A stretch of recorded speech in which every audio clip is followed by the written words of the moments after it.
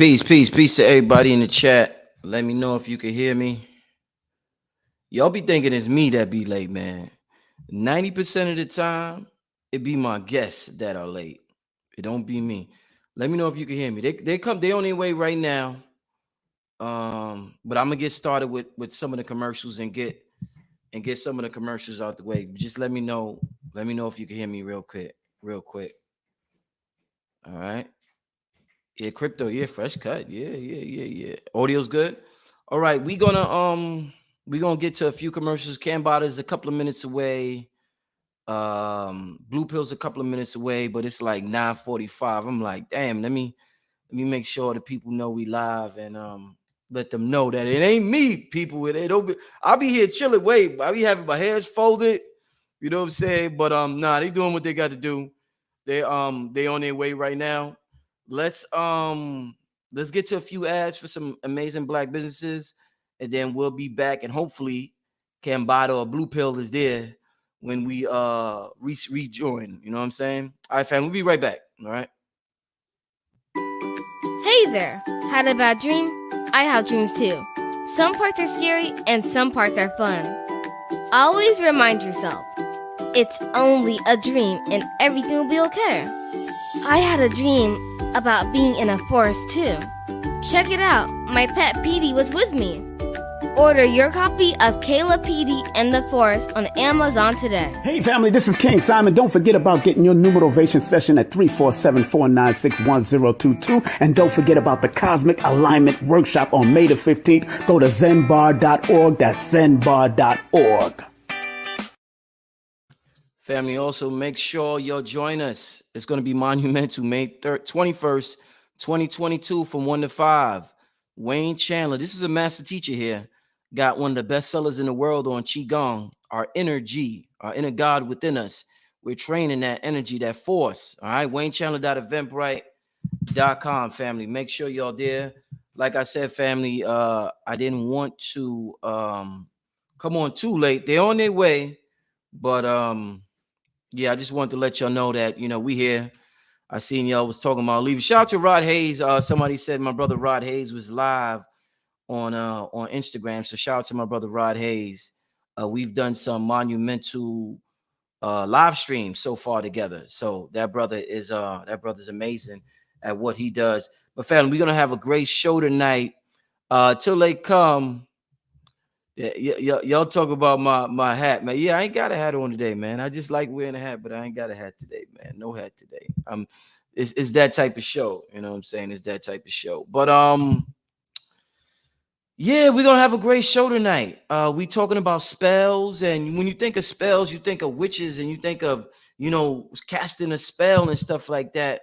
But we cast spells constantly with our words. That's why they call it spelling. You enter the spelling bee. Life is like a spelling contest. Who casts the best spells, wins the contest. So everything is a spell down here that we cast with our words that are magical. And yeah, word magic. Yeah. And the brother, that's why I got Blue and Cambatta, because I got two wordsmith. So both of these brothers is wordsmith. Blue Pill's pure poetic. He's a speaker. Cambatta's a lyrical genius. Like both of them combined, like this is a perfect show. And we're in this phase in our reality where we're almost like we're creating a new language, a new dictionary, because English. Okay, here go Cambatta right here. Yo, you can hear me? Yes, sir. Bada, what's good, my brother? You live right now. Okay, I'm live in the hive. Okay. I told the family it don't be me. Y'all be late, but my guests be late, so I had to start. Yeah, I'm used to doing the Zoom. I had to download and sign into the StreamYard. Oh. Then it said I needed a green screen, but and then it's like, oh fuck, right. I'm not, I'm like fucking all over the place, dude. I'm like, I'm trying to get right, man. Peace to the family, yo.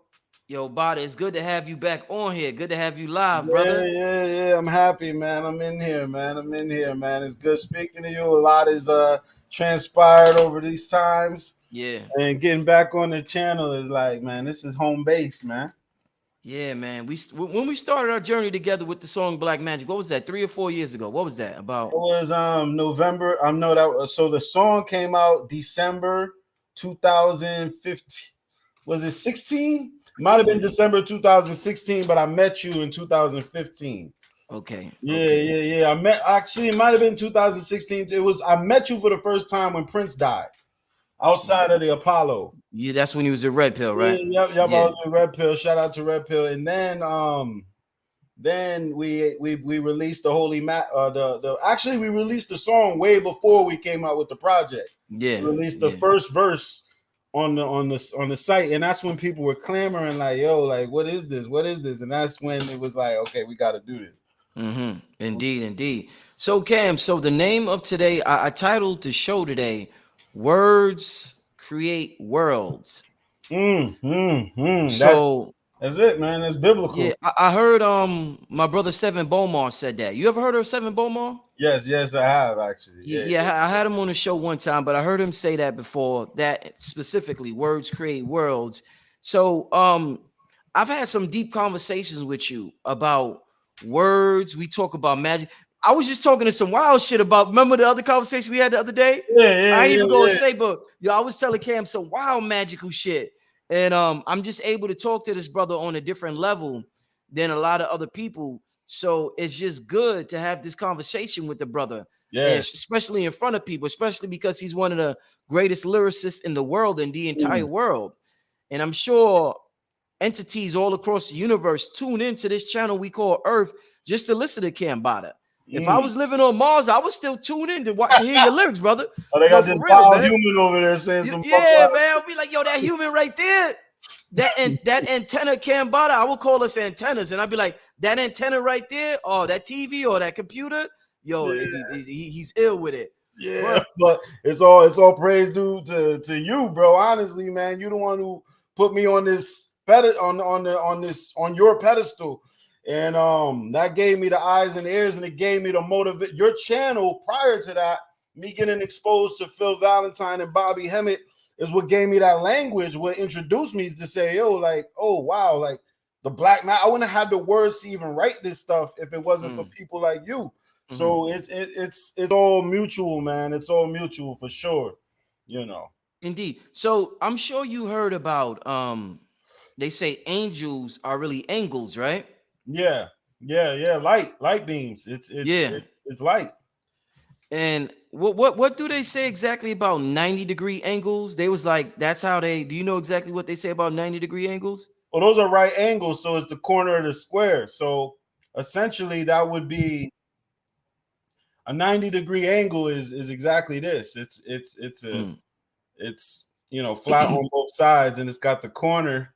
So in a 90-degree, there's 490 degrees in every square. Or every circle. It's which equals 360.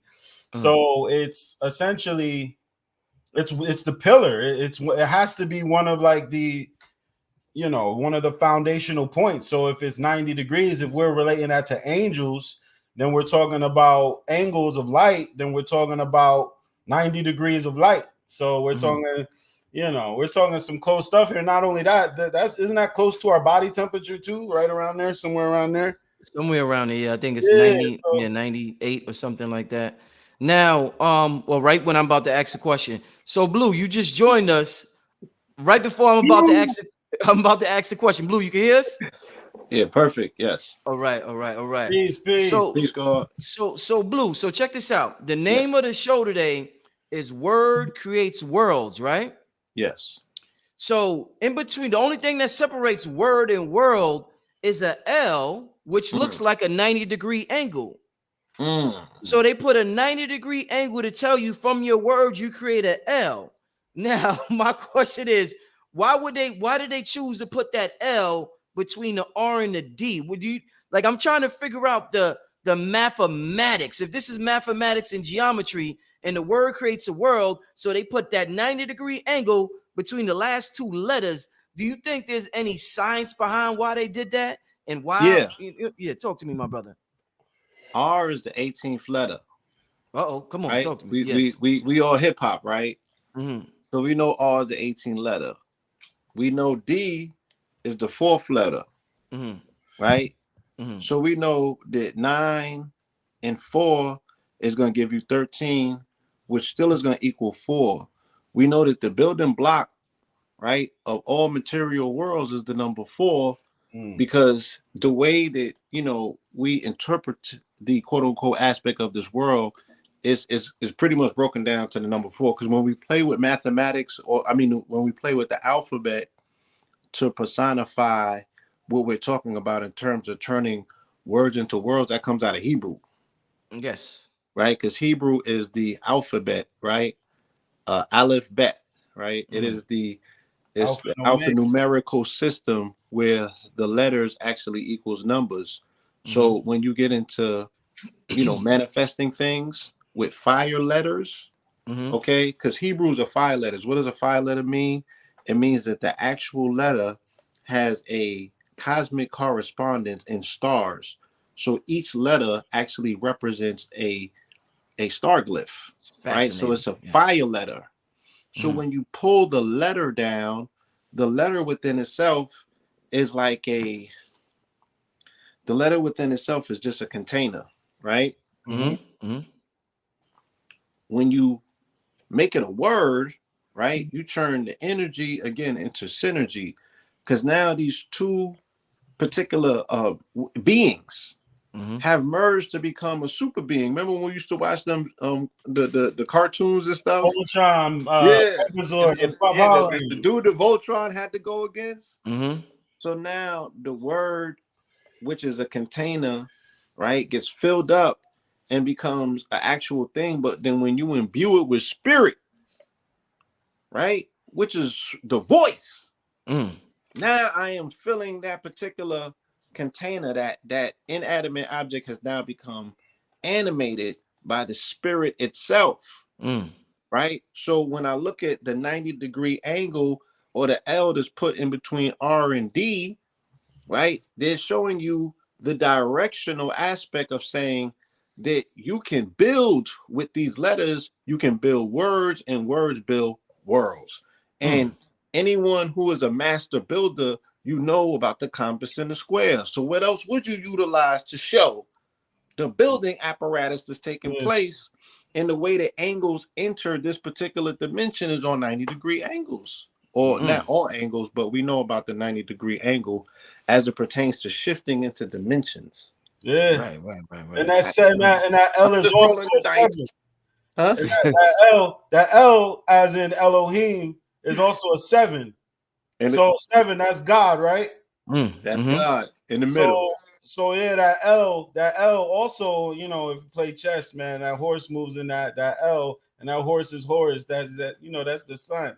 That's who are us, baby. You know, but let's go to that L. But that's what it is. It's the word with L, and his world means world. You know, when something is world, it is spun. It is spoken. It is spiraling. Say that. Yeah, it's spiraling. It's emotion. Yeah. It's emotion. Emotion dictates life, right? Because anything that's living is in motion. You feel me? So how do you juggle? How do you spin a word? You feel me? This guy can tell you the linguistic gymnastics. That's that linguini, right? That linguini. You know what I'm saying? They call it linguistics or lingum because the tongue is phallic. You know, the tongue is a lingum. You know, the mouth itself is vaginal, but the tongue, you know, the tongue is the lingam. Yeah. Right. The tongue represents fire. The mouth represents water. Right. And what are you producing when you put water and fire together? That's vapor. That's that gas. Now we you know how sometimes you start a show when you started slow. Yo, we started this shit fire. Yo, family. Do y'all see how we started this show, family? Nah, this ain't right, y'all. Come on, man. Come on, man. Give it up, family. Make sure y'all hit that like button. It don't make no sense to start a show like this. I had a gat. Hold on, where my gat at? Oh, it don't make no sense to start a show like this. Yeah, I was thinking about this. I was watching Lloyd Strayhorn tell All the Truth on You the other day. Yeah. You know what I'm saying? And I'm really out here dealing with putting together an educational apparatus, and I'm seeing the rates for education. I'm seeing statistics for education. I'm like, bro, I couldn't pay to get this for underneath $10,000. Going to an accredited, because you just got a top tier metaphysical legend that A motherfucker might make you lay in a coffin butt ass until you get some of these secrets. You know what I'm saying? Hella rituals. Hella, Just nigga. Man, And listen. you just came in on the plus degree. It's like, come on, you got to value this information for what it is, because that's the stuff to be creating black holes in the community. You feel me? Yes, sir. Definitely. Yeah. So family, I want to first I want all of y'all, make sure you hit the like button. It's very important. Also, make sure you share the video, you know, let your family and friends know we live. All of that helps. This is like, there's nothing like this in the world in terms of metaphysics and melanated people spitting this type of information. Yeah. So just make sure you share it as much as you can, family. Tonight we are going, it's gonna be like these are a lot of the things we're saying tonight is going to be channeled thoughts. Some of it won't be. You might say, well, what book you got that in? No book, nigga. It's just channeled, and let's bounce it off each other and let's figure out something. You know what I'm saying? And right, we God in tonight. We God in full God mode tonight. It's and more so than saying it's channeled, because sometimes I might put it in a very subjective place. Let's say that we utilize our observation, so it's a high level observation, and we're able to think for ourselves, right? So we've arrived at a level of reasoning when we've deduced and put our minds to a particular subject, and we're unlocking whatever they consider to be the secrets. You feel me? It's true. And I mean, when you look up the technical definition of anything, you're only getting part of it. You're losing the when you define a word, you're defining it etymologically, so you're getting its root, you're getting the root system, but you're not getting the observation or the actual look of the symbols, the sigils that are being used, or what it appears to be, or the sound of it. The sound of the word is more important than the spelling. It's almost it's like, because when you say it, sometimes the spelling doesn't do the word justice. No justice, right? Because again, putting I remember container, right? And then you fill that container up with your energy, which is your air, which is your breath, which is spirit.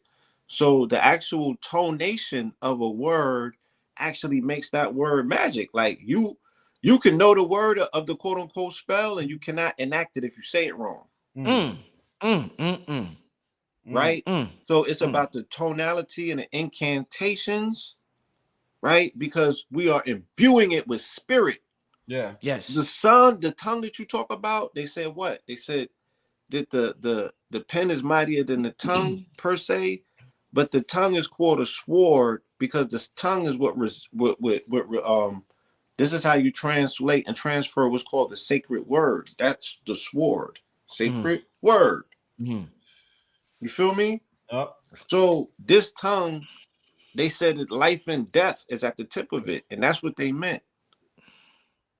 Right? Yeah. And for them even to say in the beginning was the word, it wasn't a word in a book, nigga. It was the spoken word. Right. That created life. Let's so a question I have for y'all. Since we were talking about 90-degree angles, which is like sort of like that.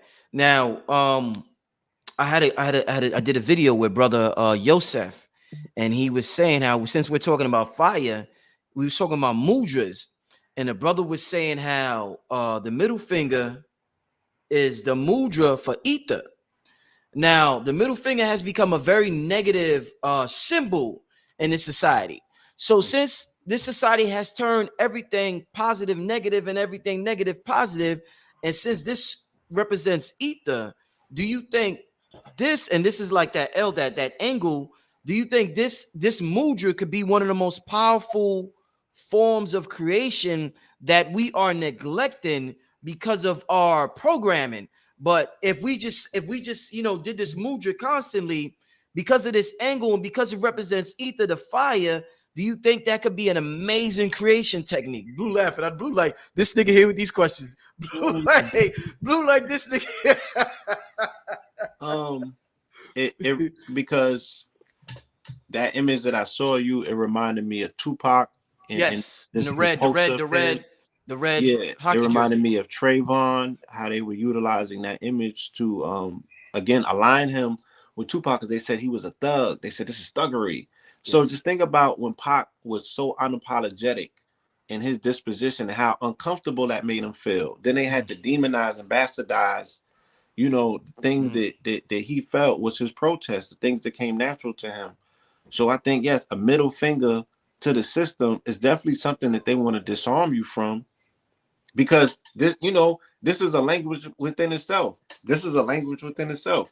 This is a language within itself. All of them is mudras, right? So yeah, to take this away and to stigmatize it, I mean, think about how many people is puritanical righteous that won't do this because of what the quote unquote stigma attaches to it. So yeah, you know, and that's, they play 52 fake outs. So anything that they're gonna, that they can moralistically take you off of your path, right? They're gonna throw that in the mix all the time. Especially if it's something that works for you, they're gonna reverse it, stigmatize it, then you're gonna adopt your moralistic views with your social conditionings, and you'd be like, oh no, you know, I can't put my finger in that. So yeah. And also, like I described the human body as a 5-pointed star, or the hand of God, right? We're the hand of God, because like and fingers are fingerlings, really. They're also like tongues. They're also like That's interesting. yeah, because they're responsible for language, even in sign language, like these right here. That's why we get 10 of them, and they all have substantial symbolism. And you'll notice the middle finger is the highest one, right? The middle finger is almost like the head. It's almost like, and also you notice in cartoons they take it away. There's only 4 fingers in all cartoons. They I always never take away noticed that that. middle finger. Who noticed this You're shit like about to that? go, you're about to have I me never going. I'm noticed that. like, Who Yeah, noticed what? like, look at the wait, Simpsons. Go look Bro. at the Simpsons. All of them, always 4 fingers. But Word? that 5th one it's almost representative of the head. Look at it. I mean, it's right in the middle. All the other ones are symmetric.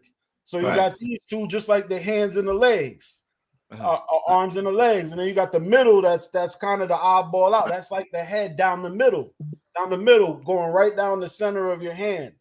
So yeah, and it seems to me like if we're the hands of God, that middle one would be the center point. So you know, maybe that's why it's removed in the cartoons. But yeah, the hand of God is such. I mean, you see it even behind me on the poster. Like it's And the hands of God is everything. and if, especially if it's the church, shout out to the brother Yusef. Nonetheless, let's give him his shout out. I do believe I was reading or looking at something, and they were speaking about Dr. Africa in his book, and how he speaks about the planetary connections to each appendix, right? Each finger. And I think that the middle finger has a correlation to the sexual organs, because you can tell a lot about a person if they're if this finger is longer than this finger. It speaks about sexual inadequacies or what have you, right? I So heard that. this Yeah. this is, yeah, not only is the hand um representative of phallic principles, but this middle finger in particular, because it's a FU finger, it also, this would be the phalli in your whole hand disposition. So of course they're gonna cut you off from your sexual energy. Yeah, right. Because you got the breasts, the titties, you got the 2 balls, you got the ovaries or the chest, and then you got the ding ding, and the, you know, like in the same thing, the girl got that slit. You know what I mean? Yeah. It's right down the center. You're right. I mean, that's the beauty of everything is entendre. Every single thing has multiple meaning. I mean, it could go the same for the toes, the feet, the hands and the feet. You know, I mean, essentially they're each other's reciprocal. It's like the legs are the arms, and you know, it's.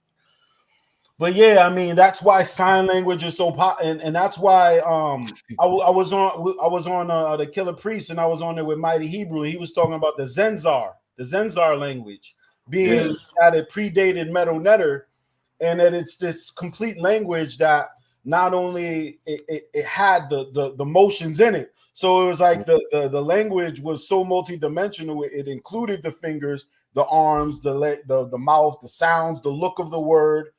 And yeah, I mean, you'll see pop lockers doing it. Look on the walls of Egypt. All the figures on the walls of Egypt are pop locking. Everything includes that. It's obviously some deep level linguistics, and it's at this point where we are in time, there's probably been so many layers and so many different belief systems and occult practices that include the symbolism of the hand. I mean, even in palm reading, like he was saying, like that for whatever reason, it's you know, it is that thing. So since we're talking about language and spells, what's we this? have a Hold on, real quick. yeah. What is this thing? Isn't this in Hindu? They have this symbol, right? Yeah. You know what I'm talking about? And it has like the eye in the center. Yeah, I know what you're talking about. Yeah. So they probably have a very intentional meaning for that. If we just look at it, somebody in the chat could look that up. They could probably just put that right on there. But go ahead, Rich. Yeah. I got a very intelligent chat. So if y'all see anything about that, definitely let us know in the chat. So we have a language that we were given as a child, as babies. Like I'm teaching my son English, you know, this means that, or phone. I might point to this and I might say phone. That was given to us as children. Yes. As adults, as teenagers, adolescents, children, adults, whatever, we develop our own language. And the group of people that do that most on the planet are melanated people. We just come up with shit. So, and they call it slang. They call it ebonics. They say it's ignorant. They'll try to down it as much as they can. But when you look on a deeper level, it appears to be very sophisticated. The fact that when somebody is acting a certain style, and I heard Polite say this before, or they feel a certain way, we'll be like, that nigga acting salty. And there's actually something chemically going on with salt going on inside that individual that makes them act like that. Yeah. If a person, if I'm doing my thing with my shows, like a lot of people say, yo, Rich, yo, you on fire this year. We use words like ether, yo, you fire. We done came up with fire, lit, he's hot, he's and it always goes back to fire. Let me see, what else is fire? Is lit, fire, hot. What else is there? Flaming, John Blaze, all fire. Yeah. Every decade we come up with a new slang word for fire. So talk to me about ebonics, and does that shit come from our DNA? Does it have a deeper meaning that we don't know about?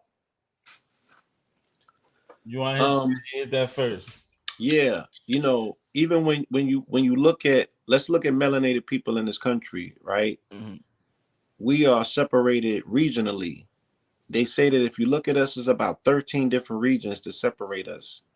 One of the main thing, right, other than, let's say, specific cultural cuisines that are relegated to a particular place, like New Orleans, they got their own jambalaya and everything. But what we can identify in all of these different places is the linguistics, right? The dialectic approach of our people in pockets of population dispersed throughout this country. Just let's use this country alone. So in these particular regions, based on whatever acculturation or orientation those people come there with, that's how they adopt their dialect. You know what I'm saying? So in New York, it's a melting pot, right? We got the Caribbean influences on our language. You feel me? We got people that come from down south, the Southern migration, right? They here in pockets of the country. I mean, you know, of the Northeast, New York in particular. And then, you know, you got the old time New Yorkers that been there forever that hold up that particular dialect. So dialect is something that's adaptive, right? It depends on our environment, and it depends on, you know, the seasoning, mama's cooking, what we put in the pot. And we always come up with our own jumbo. You know what I'm saying? Very rarely will you find some place that people are like speaking the Queen's English like they do in the UK, right? We're going to put our variation on everything. It's our tongue. It's the thing that still identifies that there's an aspect in us that still remembers that we are a tonal based people, tonality, right? Even to the point now where the youngsters are grunting. And they say mumbling and grunting, but that's a whole language of theirs. And it coincides with the times, like based on the times that we're going in the sentences are not going to be longer and more structured. It's going to be shorter. They're going to be shorter, right? LOL. You know, think about the digital overlay of what's going on in society. Yep. How you texting, people are getting to the sentence a lot quicker. It's the same way with the language. Nigga said a whole lot. Yeah. Yo, Blue, you know, you just made me think of Blue. Even there's got to be something about when Big was like, because Rick Ross adopted the Little Kim adopted the Even Nikki say it sometime. This because when you said the grind, there's something primal. There's something that connects us to that. You know what I'm saying? Right. That we may look at as ignorant, but that shit it resonates. This where Cambatta steps in. Cambatta that you be like butter.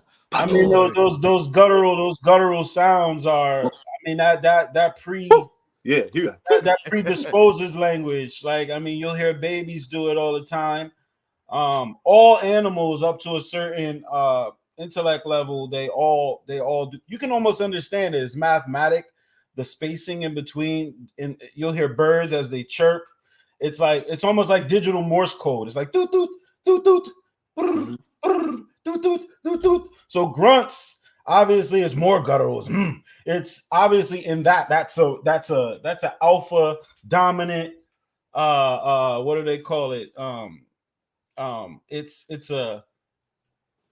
It's saying yes. It's almost like a affirmation. Affirmation, yes. It's a, but it's a sound. It's an alpha affirmation. Yeah, and it's almost it sounds what it is. It's supposed to be that.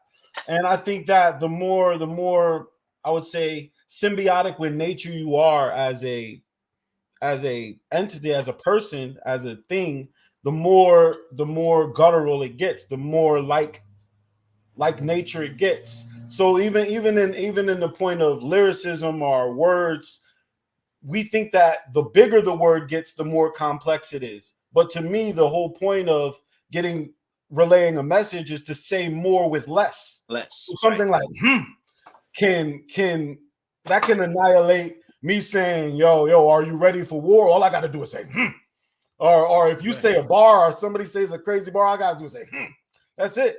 All it needs is that. You don't need any more words. But that even Ebonics or slang, which is slant language, is that it's taking this language and it's filtering us through as a containment system, and it's making the language more manageable. It's making it more feeling. It's making it more emotional. It's not strictly like, you notice with the European languages, they're more mental. They're more intellectual. It's all about the spelling, the sound. The more you get into the Caucasus Mountains into Russia, you get more guttural. It's more grunting. More grunting. It's more like they're like the natives of them. Even if you go to Asia, you'll notice the older men, they're more like, Yosaki. But then you listen to the K-pop, they're like, oh yes, it only gets lighter through the days. But linguistically, like that's what we're doing. And you'll notice too, like with America, we have a certain America, like I would say, like the first world countries, especially, we have new inventions. So it's not like third world where their old language is literally designed to describe their surroundings and their lifestyle.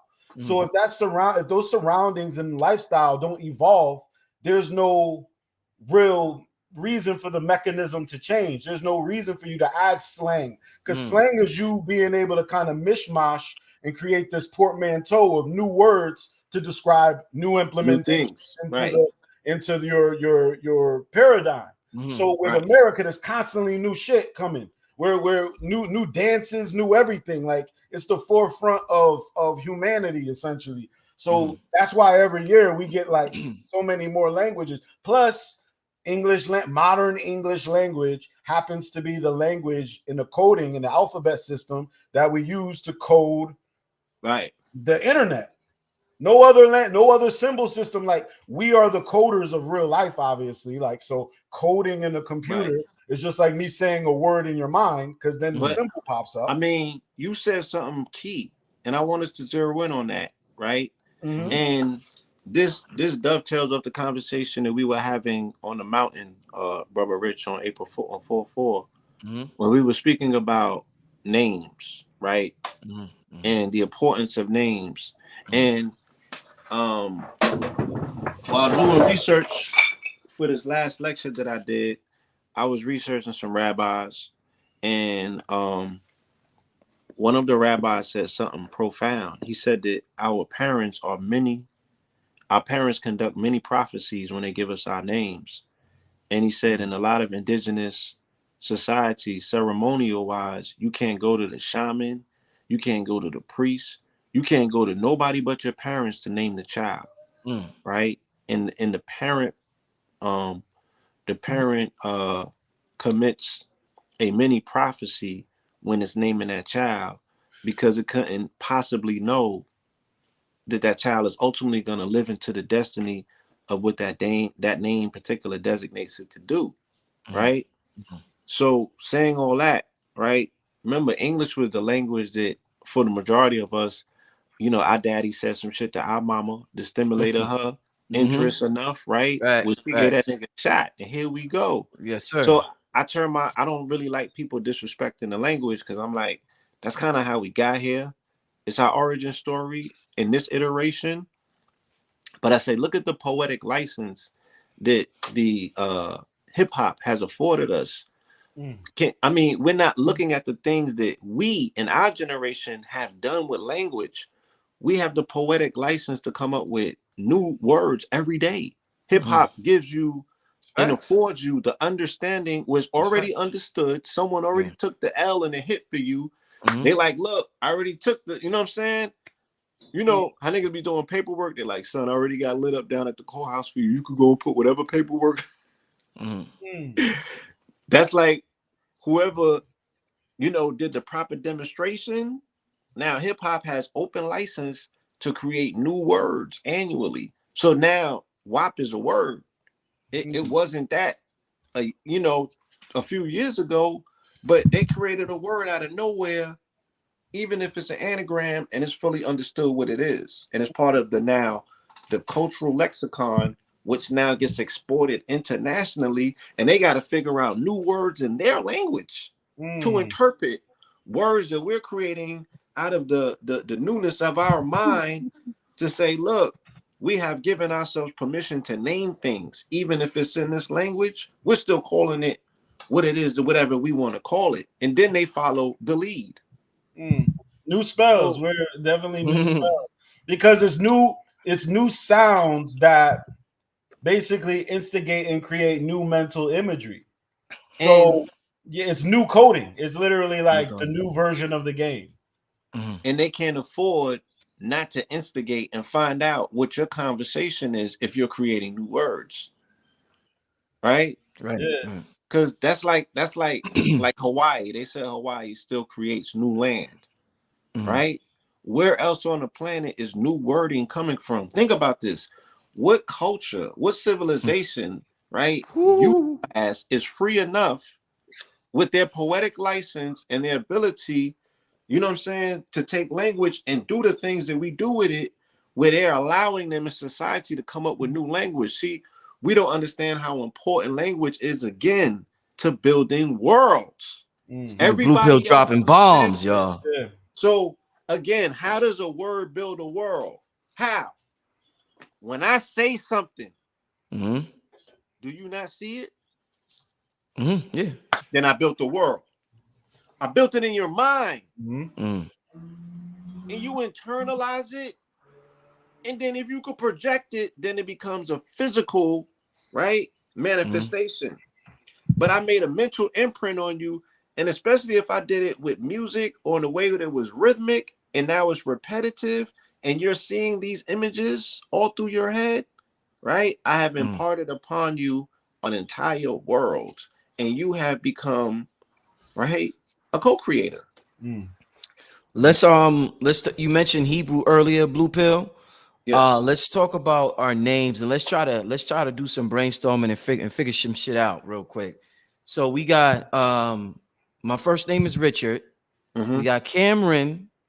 Cambatta's first name is Cameron, and Paul. Yes. Blue Pill's first name is Paul.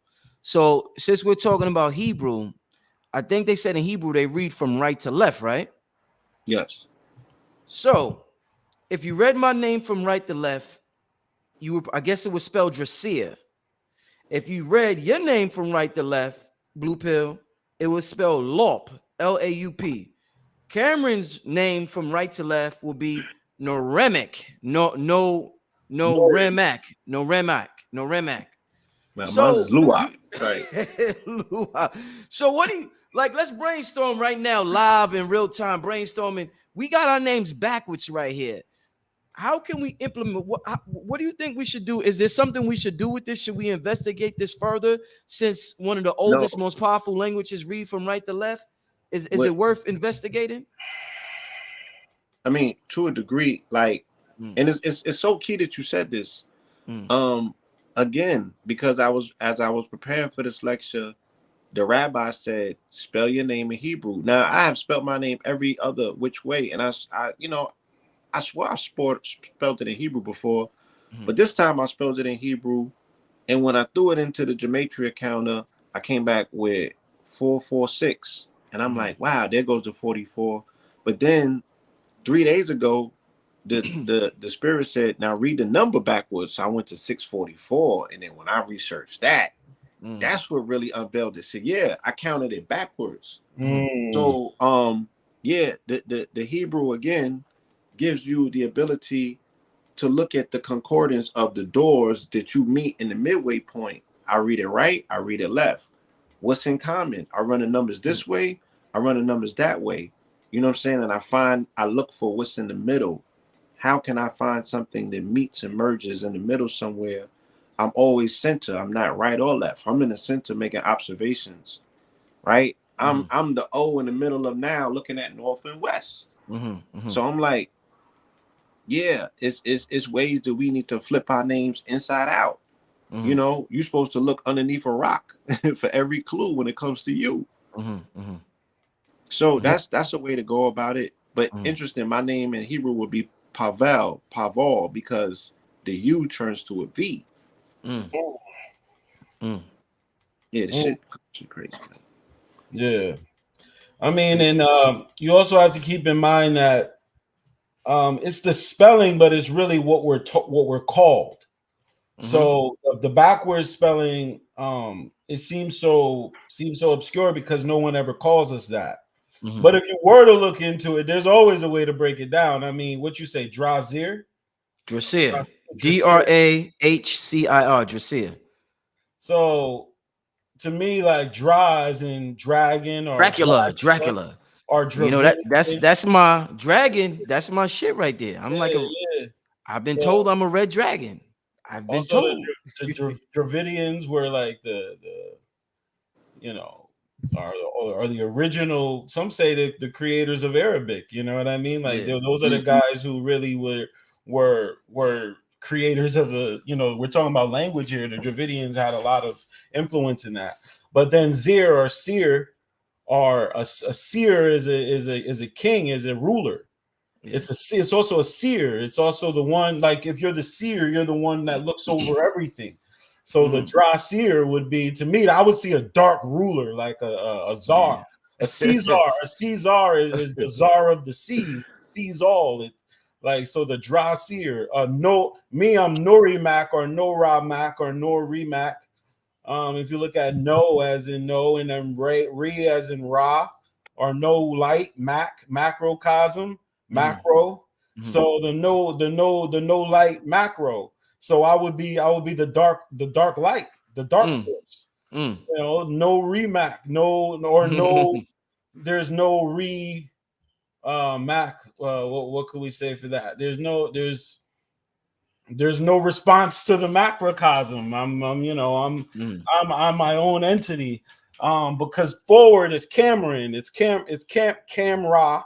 You know, essentially, I am the observer of light. So if it's the camera on, if the camera is on, or the light of, or the seeing light of God is on, and and backwards it means no ra mac, or no re ra ray, no ray, because it could be ray, like ray of light, no ray mac, Ooh, we talking about, okay. Yes. We're literally talking about the inverse of it. And then Paul, if it's law, to me, that's loop. To me, that's loop, right? Paul, we're talking about the prophet Paul, right? From the Bible. Like, we're talking about the loop. This is time. He's in control of time. Like, we're talking about the blue pill. We're talking about blue pill, and then backwards is loop or loop. To me, that's loop. He said loop is loop, blue. There's loop because, like, I would just say, what is it? LUAP? Yeah. Or LAAUP. That's law. No, you're right. You're right. You're right. LUA. To You're right. lop something would be to chop something. Like if you get your leg lopped off, Yeah. like that means like to lop is to chop or to divide. Yeah. So if Paul in the Bible, what did Paul do? That's not. He didn't guard the gates, right? Where was that Peter? Who was at the gates? Was that Paul? That was Peter. That was Peter. What was Paul in the Bible again? Excuse me. I used to know. Paul was converted on the road to Damascus from Saul to Paul, and then he started his mission in Antioch 44 AD. He pretty much wrote the Bible. He put all the mythology in it he turned Jesus into Jesus Christ, if you will. Okay. All right, so there you go. He wrote and infused, and he codexed the Bible with 44 all through it, pertaining to the story of Jesus. So yeah, his backwards. If it's loop or lop, then we're talking about that's that eternal death would be that loop. That would be like that loop. Yeah. You know what I mean? That's time. That's sound, right? That's the chop. That's the sample. But then lop is the chop. Lop is the chop. So they say when it comes to writing, you know, they say the pen is mightier than the sword. A lot of people who are in the New Age community say that it's best to write with a pencil. Now, me personally, I feel as though the pencil is not as fluid as a pen. I like a blue pen. If I have a preference, it's blue and it's a blue pen. But now a lot of people say I write sometimes in the pencil affirmations. I just prefer a blue pen. But talk to me about what makes writing in a pencil so magical. Why do so many people? And I know about the whole wood thing, but is there anything else y'all can add on to the magic of writing on a pencil versus writing on ink?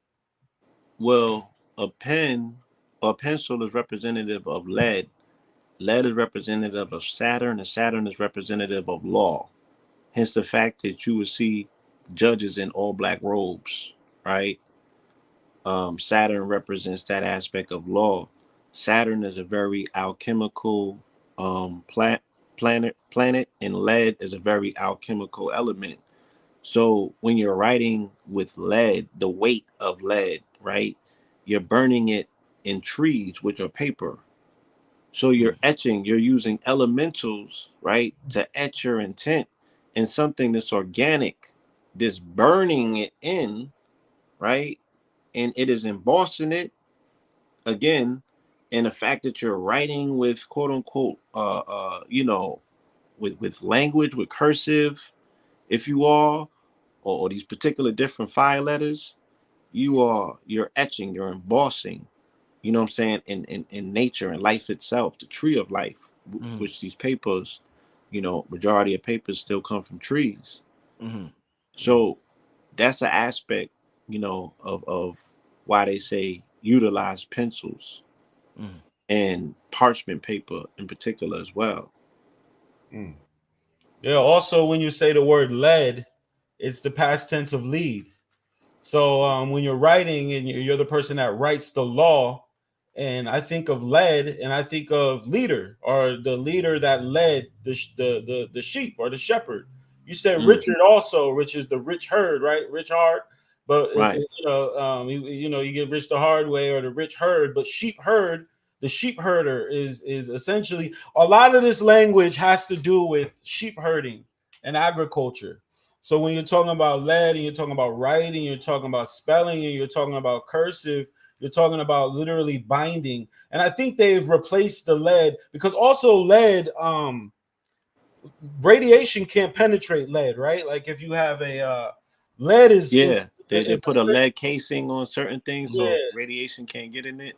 Radiation can't penetrate the lead. That's why. Right. That's essentially why they talk about lead poisoning. But I've heard theories that really what it is they don't want lead in your house because then they won't be able to infiltrate with certain frequencies. Also, Wi-Fi and cell phone signals won't work in your house. So yeah, get rid of all the lead so that way they can then implement the radiation signals in your home because you wouldn't be able to.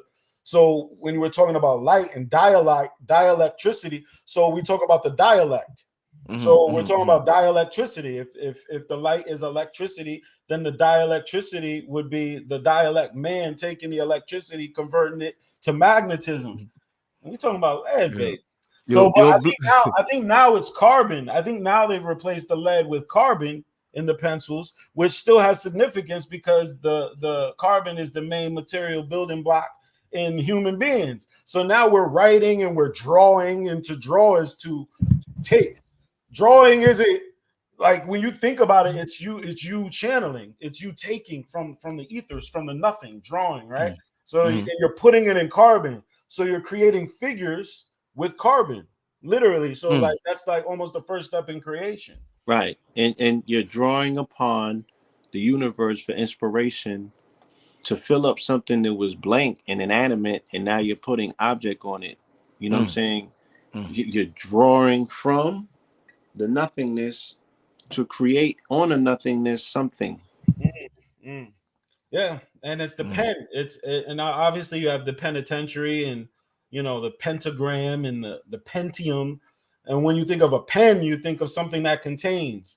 Also, a pen is projected as permanent, and that pencil is erasable. So there is that element to it too, to where on the lead at least you can remove it, or the paper. With the pen, it's in the penitentiary of that ink. Corporation. It's in penitentiary of the corporation. That ink, boy. Let's go. Powerful. Independence.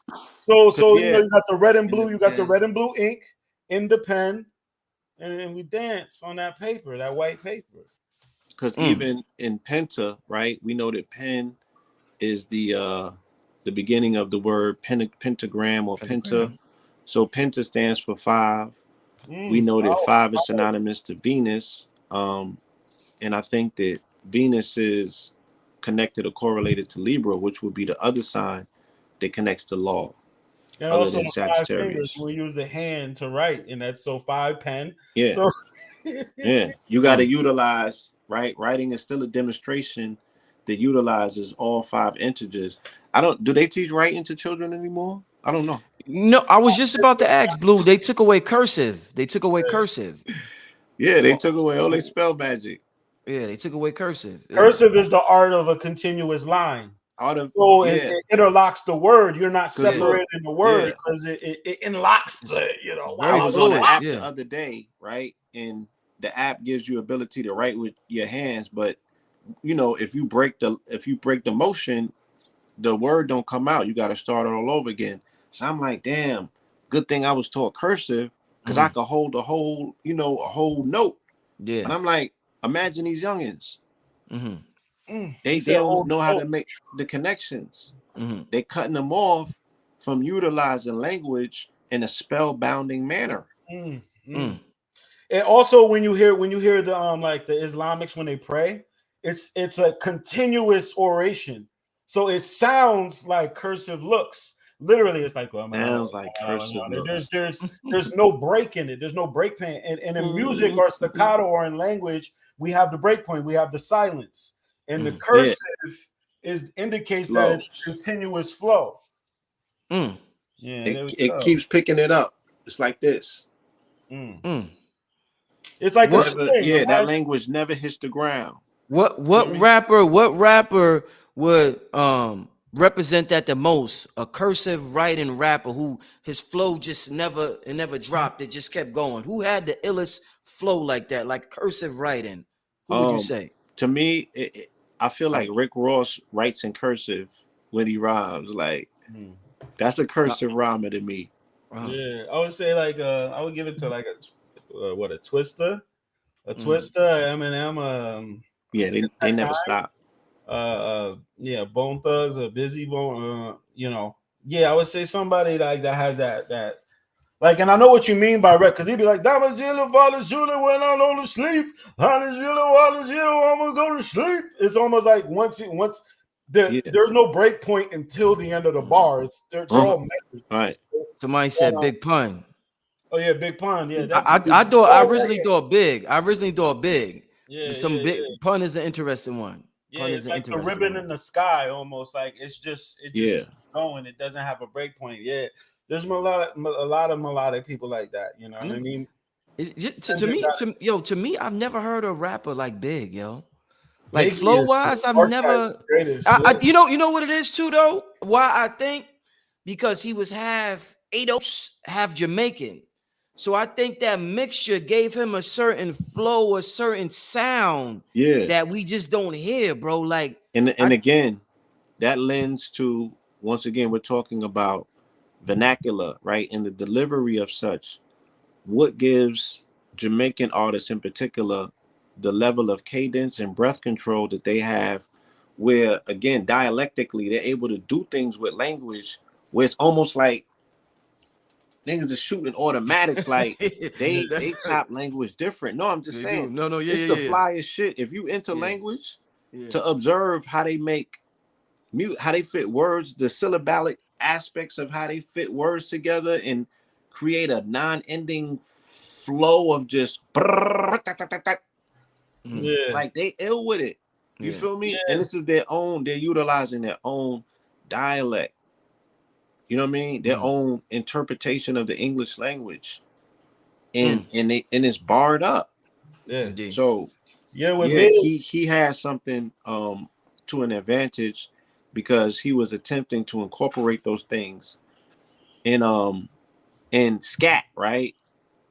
The fact that the ska beat or the 4/4 reggae rhythm, it comes from the 2/2 calypso beat. And that scat beat, that's what, that connects the scat from Jamaica connects to the scat, or the ska from Jamaica, should I say, would connect to the scat from New Orleans. And what Louis Armstrong and them was doing, right? The how that freestyle, again, that was them not dropping language. They wouldn't drop language. They would keep it going. Oh, emulating the trumpet. They're emulating the saxophone or the it's almost as if, and this was in the Biggie documentary too. He sung a lot, like I seen that. Listened to a lot of music, a lot of oldies, he was into the Temptations, Earth, Wind and Fire. He played instruments too. Just so, like Nas. Just like he probably didn't want to be a singer because of I guess the perceived softness of it. But you could see in his voice the way that he projected. Yeah, it's let's hit on this part because this is important to put in the minds, especially for young people that didn't grow up exposed to it. When we're talking about jazz as an art form, right? We're talking about one of the highest degrees. Let's talk about observational, mathematical, and scientific perfection in melanated people that we can consider our own within the last 100 years, right? We're not talking about the observation of 3,000-year-old greatness that's questionable. Right? We're speaking about people that were here, right? And utilized, because as my father would explain it, I'd be like, I can't listen to that. They not saying nothing. He was like, nigga, listen again. He said it's a whole conversation. And then I had to go back and listen. And that entire 16-minute dissertation is of them speaking through wind instruments nonstop. They don't pause, they don't drop, they don't take a hump, none of that. That shit is a straight conversation. And they're utilizing wind and tonality and grunt form to make the most beautiful scientific music. That's facts. That's where we come from. So the greatest rappers amongst us that we can identify, right? They all played instruments before they got into quote unquote rhyming. And it was a natural progression for them. They didn't grow up necessarily in the church doing music. right? They grew up doing jazz. Rakim, Nasir, Biggie Smalls. I got to check on Big Daddy Kane to see if he got any background in jazz instrumentation. That's why I would say the musical, like, because we get our chops, we get our ability to do it from emulating, like, you know, 5, 6 years old, walking around the house, emulating what mom plays on the radio. So these guys that were rapping in the 80s and early 90s, they grew up on literally late 60s, 70s music, which to me is sonically the best music there ever was. As far as vocals, I mean, you're talking about Maze, you're talking about the Whispers, you're talking about Stevie, and this was regular music. This was the music that no matter how hard you were, this was the only music there was. Everybody had to listen to incredible music. So that's where you learn how to, everybody was a singer. Everybody could sing. Like, there was no rapping yet. So you're not emulating, and Sugar Hill Gang and shit like that was corny. That was clown rap. I mean, respect to it. I don't want to disrespect. They might be watching. I mean, goddamn. But you know what I mean. Basically, that's like party rap. That's not something that still hasn't made it yet. It wasn't until these guys, as you could tell, that has serious ability to translate music. I mean, the best to me rapper, the art of rap, the art of making sounds come out of your mouth. We're not talking about lyricism, rhyming. Busta Rhymes. There needs to be no other name. Busta Rhymes, bro. His first 2 albums, I mean, Shining, I mean, Everything Remains Raw, Live to Regrets.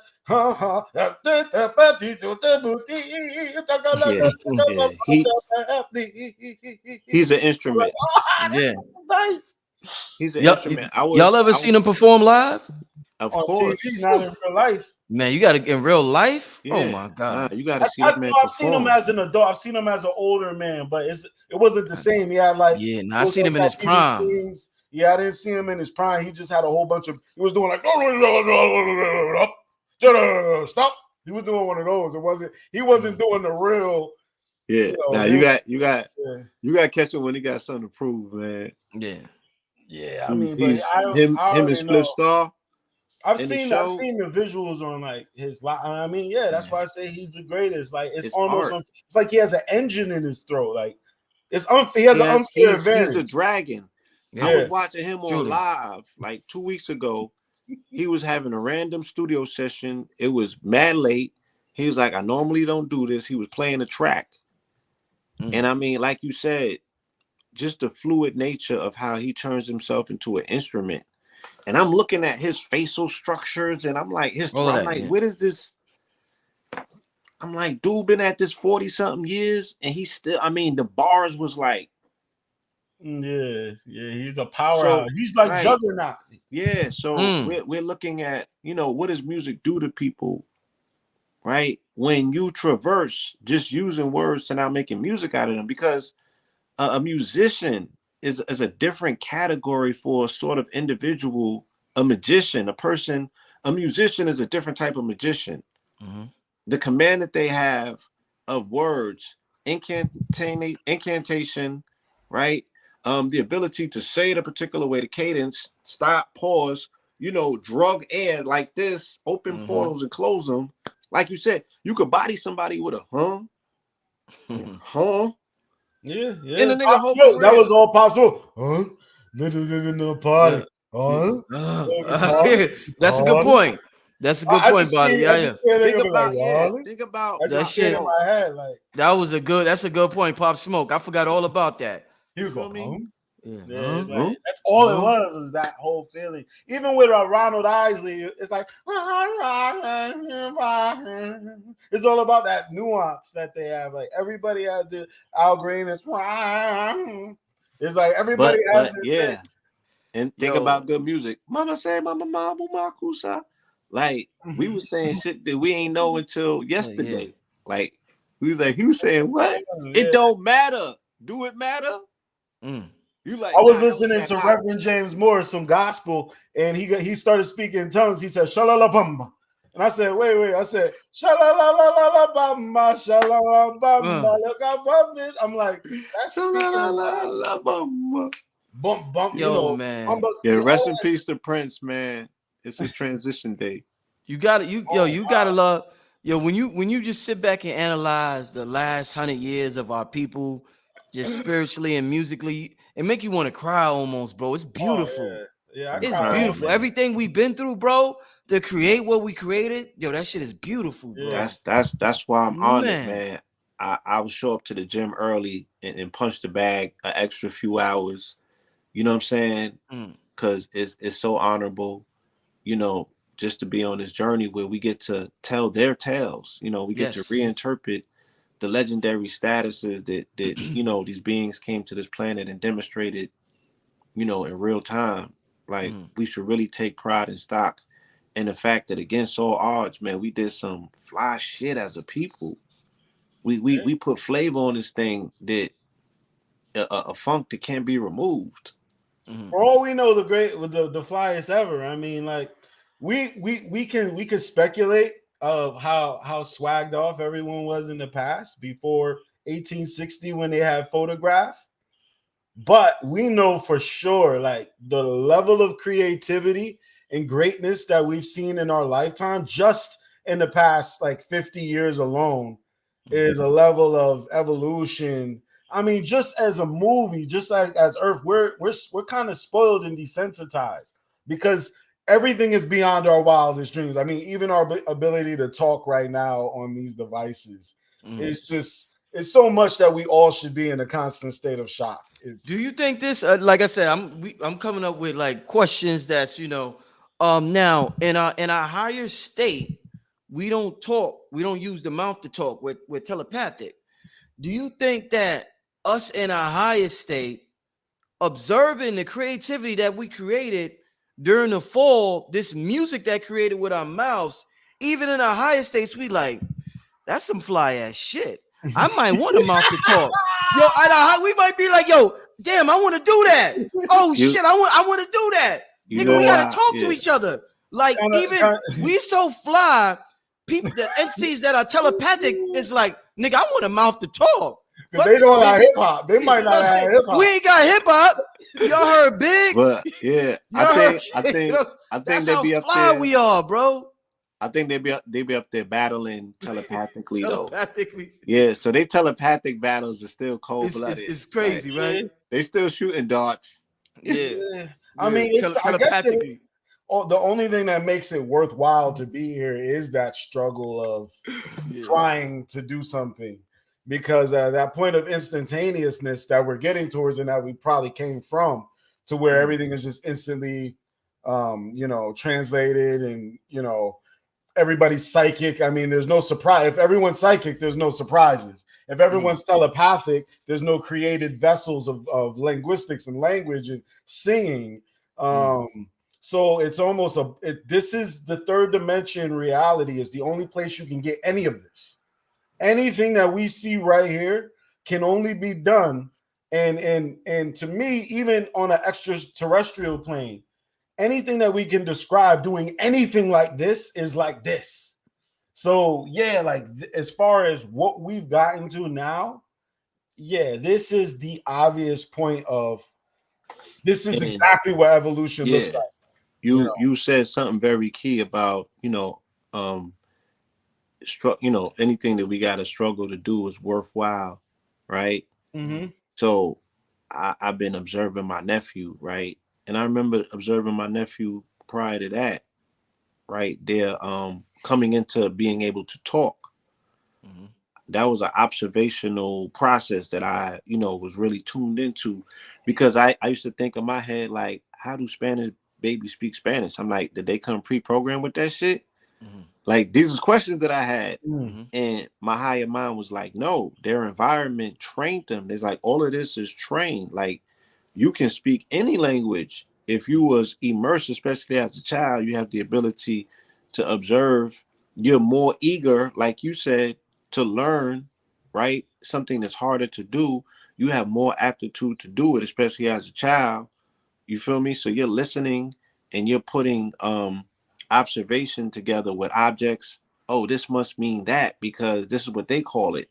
And then you adapt and adopt language. And then you start speaking, right, based on your environment. You start, your production of your language is pretty much, from what I can concur, you know, is pretty much determined by your environment. Yeah. I would say definitely. I would say maybe the capacity to which one your linguistics can be stretched may have some predisposition genetically, but beyond that, yeah, like and the baby obviously has a clean slate.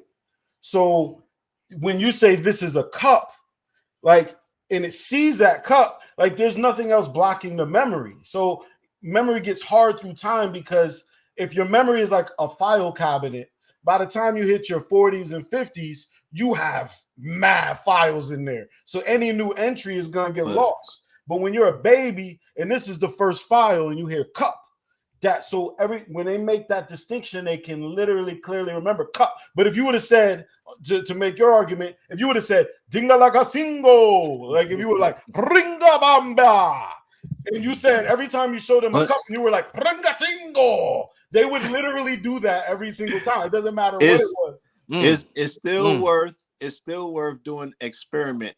Yeah. Right? Because what if the mother was deaf and all she watched was novellas?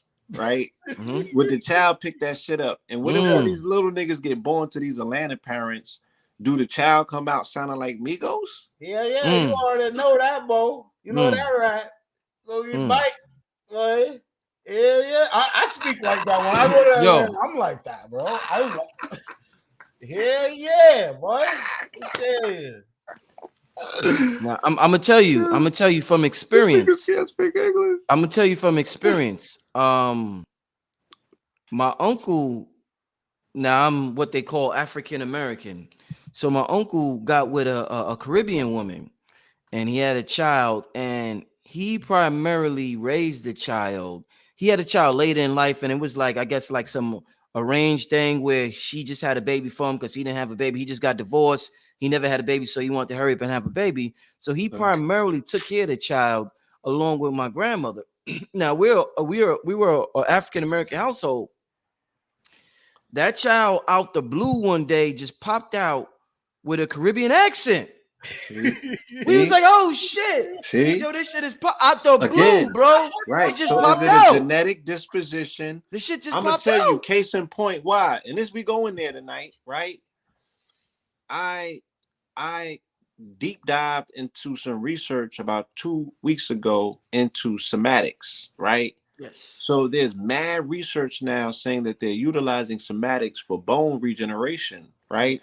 They're utilizing somatics to actually create, right, different organs and things of that nature. So my thing is like this. Was that baby pre-programmed again by being in the womb, hearing its mother resonating through the bones? Yes, sir. Right? Because they got these apps. I mean, they got these devices they're saying where you know, it's no longer like a headphone or nothing. You know, you could just listen by them bouncing sound off of the bone of the ear. Right? So sound, you know, and the way the sound matriculates and forms matter is very key. So I'm like, was that baby pre-programmed based on it getting the resonance from his mother while it was in the womb? Did it had that program in it? Again, what predisposes a child to speak a particular language? Is it the environment, or does it have a genetic disposition? I think Hence the fact, where do people speak tongue from? Yeah.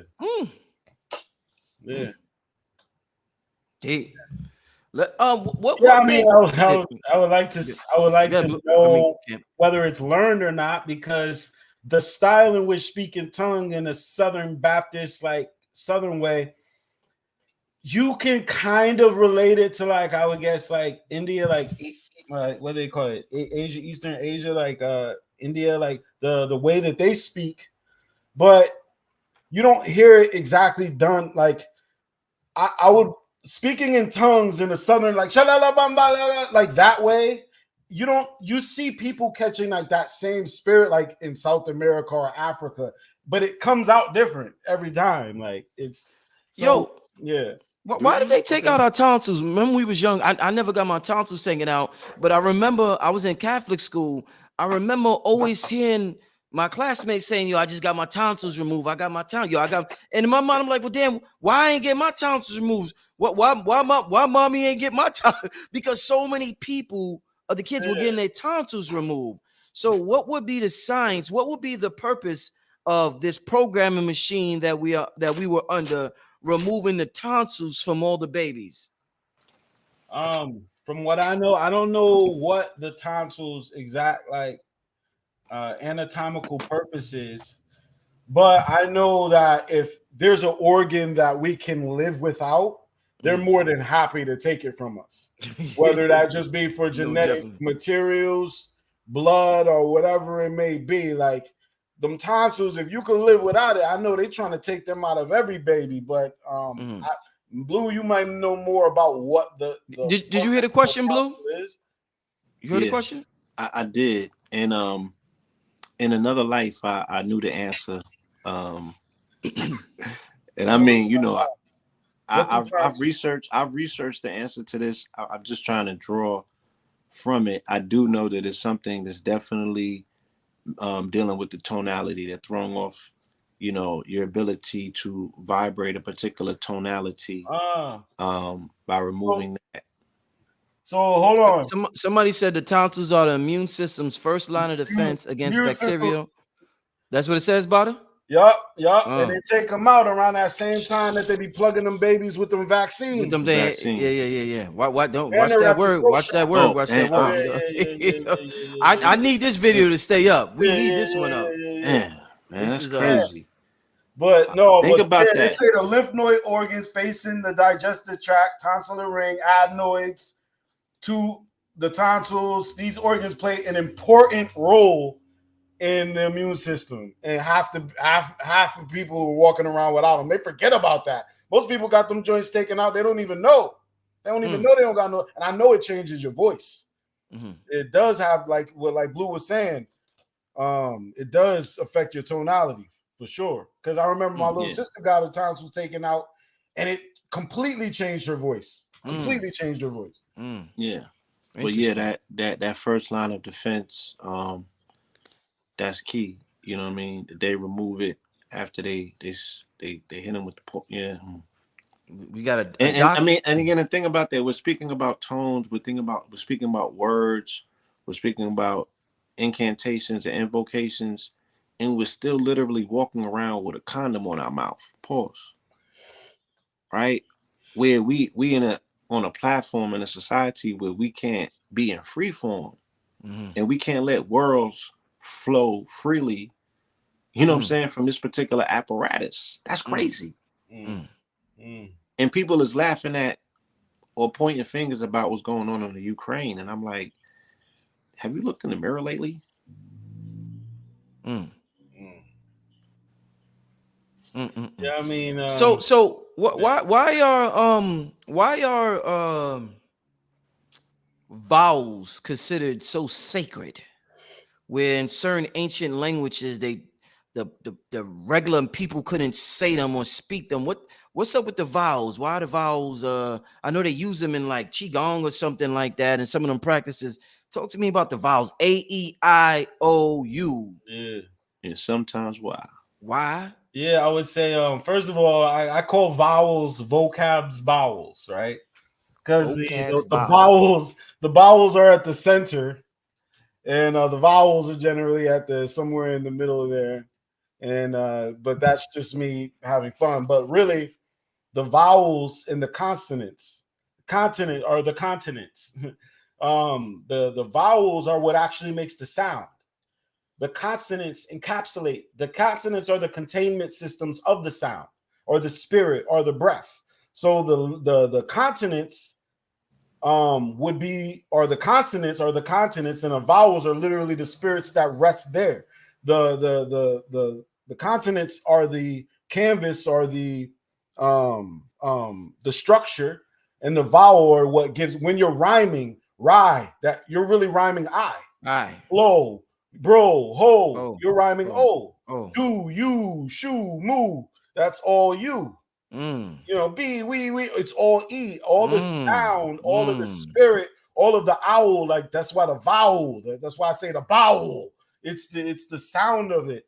Right. So the know, vowel is the vowel from L, right? That you can utilize words to manifest worlds if you connect them, right? The connectivity aspect of it, turning a letter to a word to a sentence to a paragraph to a chapter to a book to a novel to a volume to a script to us. So it becomes the amino acid building block aspect of it. It's DNA to RNA. What kind of yo family? What the fuck? Y'all hear this shit tonight? Now we on one tonight. We It's the feminine to the on one masculine. tonight. It's the We vowel on one tonight. Nah, you heard what he Blue, say that again. Nah, Blue, don't I was freestyling. Blue, don't Blue, say that again. Hold up. I said the vowels are the vowels of L, right? And what L vowels is that you can utilize words to build worlds, right? By the connectivity factor of each vowel, because you use letters to build words to build sentences to build chapters to build books to build novels to build volumes to build scripts, and scripts built out us, right? We are conscripted. We are the conscription and the encryption, right, of a conversation that the Most High is having with itself. Let's go. Right? Because who else is it speaking to? If it's all by itself, right? All by this is it. Also, is that vowel? What is a vowel? That's that vocal. That vox. Right. That's that evocation. Well, it's the well of the vowel. The well of the vocal. That's a vocal. The vocal well. Man. Come on, man. Is that right? I told y'all I'm with two wordsmith tonight. We're talking Vocal. Yeah, we talking about vodka too. Let's not go there. Let's not go there. Let's talk about what vodka means. Let's talk about that cattle. Let's talk about that cow. Cow, vow. Come on. Gotta keep going, buddy. Keep going. Keep going. We talking about that moon. We talking about that. Oh, we talking about that. Oh, that orgasm. That or. That the goal. Moon? That or. The What comes from that? moon. Oh, yeah, you know how it do. That's that milk smoother than silk. You know how it's done. So you just brought up something interesting. So in our times of, regardless of how we're programmed, what we're taught in our times of extreme ecstasy or extreme happiness, extreme pleasure, extreme anger, we really don't use words. When LeBron goes up to dunk, he'll say, if you nothing, if you with your girl and you nothing, you like, you're not gonna say a grammatically correct word when you're in that state of ecstasy. So when we're in these states, you use vowels, right? You use vowels from vowels. Like, in ecstasy, in states of ecstasy, we use vowels. Crazy. In states of ecstasy, we use vowels, bro. You don't get deep at all. Right? You don't get deep at all.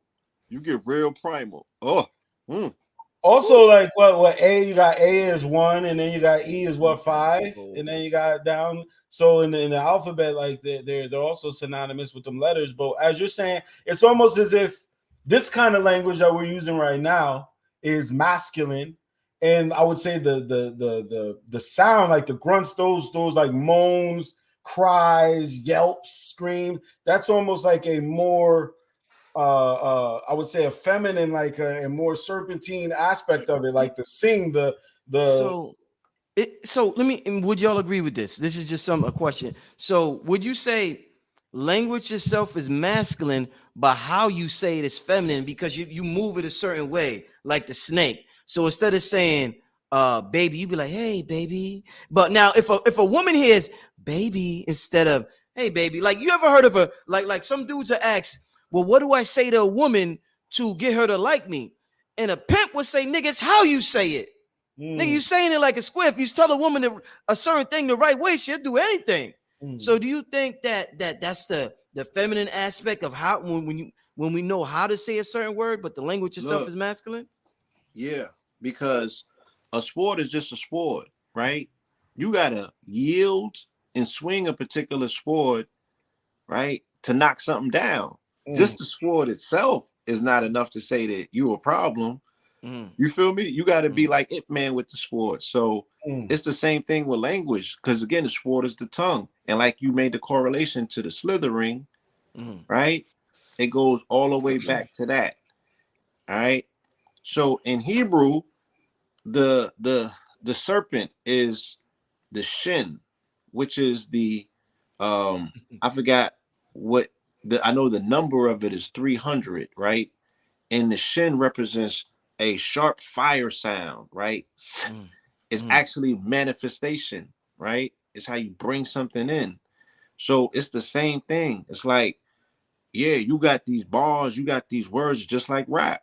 You could have a whole rhyme book or some of the illest shit. If you can't spit it right, if you can't get it off, right, you not gonna body it, right? Dude could have all the rap in the world. If he don't spit it right to the woman, he's not gonna be able to utilize those words to unlock her world. Because now he is imparting the idea in her mind that she's willing to entertain. Yeah. But you gotta properly draw it where it's not corny, but it's enticing and engaging. She's like, Yeah, I mean, I want to go to that world. I had that rhyme. I said, masterful Dakota. I created the letter S after grappling a cobra. And even in the Earth, Wind, and Fire, they have a song Serpentine Fire. So what you're saying is exactly right. And even the dragon that spits fire is talking about the serpentine fire, the language, the fire language, of course. But that S, anything that incorporates an S also incorporates water, because that S sound is synonymous with saliva or spitting. Like in order for you to say the S, you need water, and you need your mouth needs to be wet. And it's like, you know, essentially, sweat is wet skin. Skin's wet, sweat. All of those words require you that silence, sci-fi. All of it requires the wetness of the mouth, the that serpentine. And it's crazy that everything contains its own duality. But yeah, I would say if light is masculine, or then sound itself would be feminine. Language has its own microcosmic duality within it too, to where I would say complex conversational linguistics like this would be masculine, but then musical sound in general would be the feminine version of what we're doing right now. I remember in like watching Living Color, and you was just talking about the S and the serpentine. When they would make fun of homosexuals, they would always, like, homosexuals are known They would roll the S. The S. They would roll the S. So when you would watch the comedy, they always roll the S, like boys, or just that or whatever. Saucy, so sassy. Yeah. So it's saucy, sassy sissies. Saucy, sassy sissies. It denotes femininity. The S, right? Yeah. I mean, the serpent is feminine in nature. Again, not necessarily from a gender perspective, but again, we understand that it still represents that level of, it's more so feminine than it is masculine. Even though symbolically it might represent something phallic or lingam, right? It's still, you know what I mean? It's considered wise, wisdom, right? Feminine. You know? So also, as far as the S, why do you think they chose S to make every word plural? Words are singular, but if I want to make it more than one, I gotta add the S. Why did you think they chose the S to make things plural in this language? It denotes sex. So you need for procreation in order to make one or two. It's right. I like that. I like that. It denotes sex and it denotes movement, right? When you look at an S, it looks like a snake on the move. And you need that motion in that ocean if you want to spell that. If you want to spill that potion. Oh man! Wow. Yo, I'm having so much fun with this conversation. I got food upstairs I ain't even eat yet because I'm just having so much fun with this conversation. It's gonna make it so much better when you do. Yeah, no, definitely. Let's get to some Q&A from the people. I tell you, I got one of the best chat rooms on YouTube. Ever. Period. Yeah.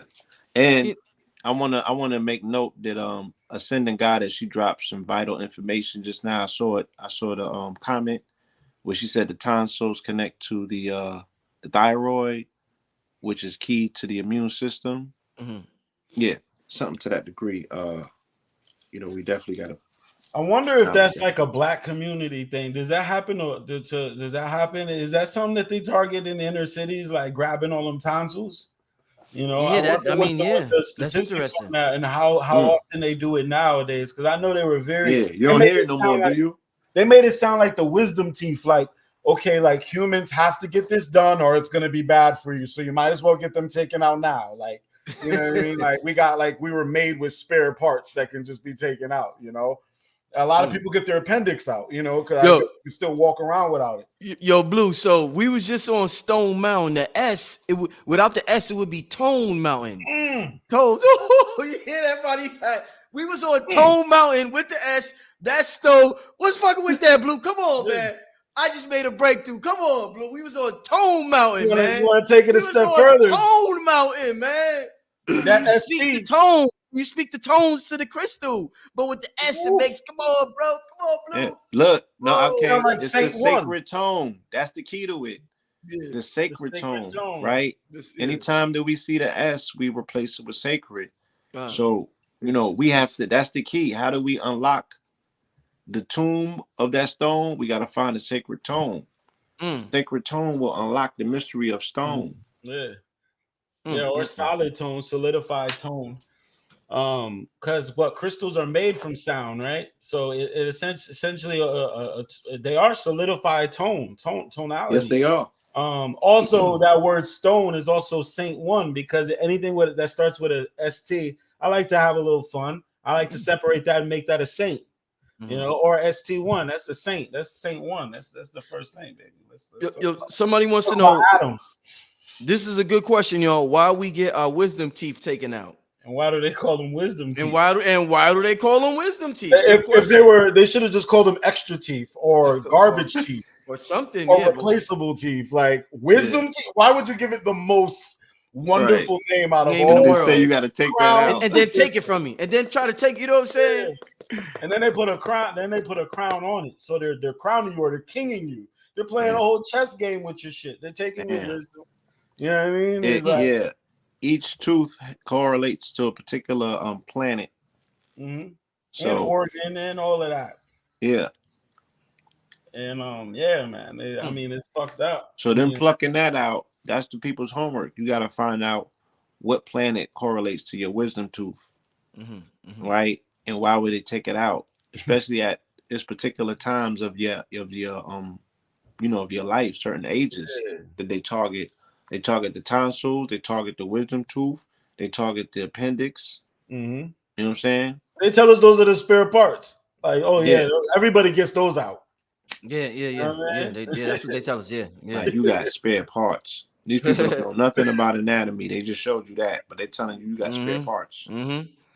So let's get to the next question. Drewski wants to know. This is a music question. Where can I learn to structure a song / track? I can only freestyle. I can't seem to fix writer's block from the first few bars, and does it come out the same as freestyle? Please and thank you. Yeah, that's a common problem, because it's almost like you get this performance anxiety. There's this point to where when you're freestyling, it just comes out thoughtless. But as soon as you have to stop and say, what do I want to do? It's a hard point in art, because it forces you to force it to a certain degree. But I would say don't force. The best rappers I've ever seen are the fastest writers I've ever seen are just people who are extremely confident that everything they write is fire. They don't second guess themselves. So I remember one time I have writer's block, so I literally wrote writer's block. To me, rhyme, just collect rhymes and then build the rhymes from the rhymes. Build your song from the rhymes. because forcing a rhyme is hard. Like, what do I want? Oh, you put on the beat. What do I want to rap about right now? That's an impossible thought.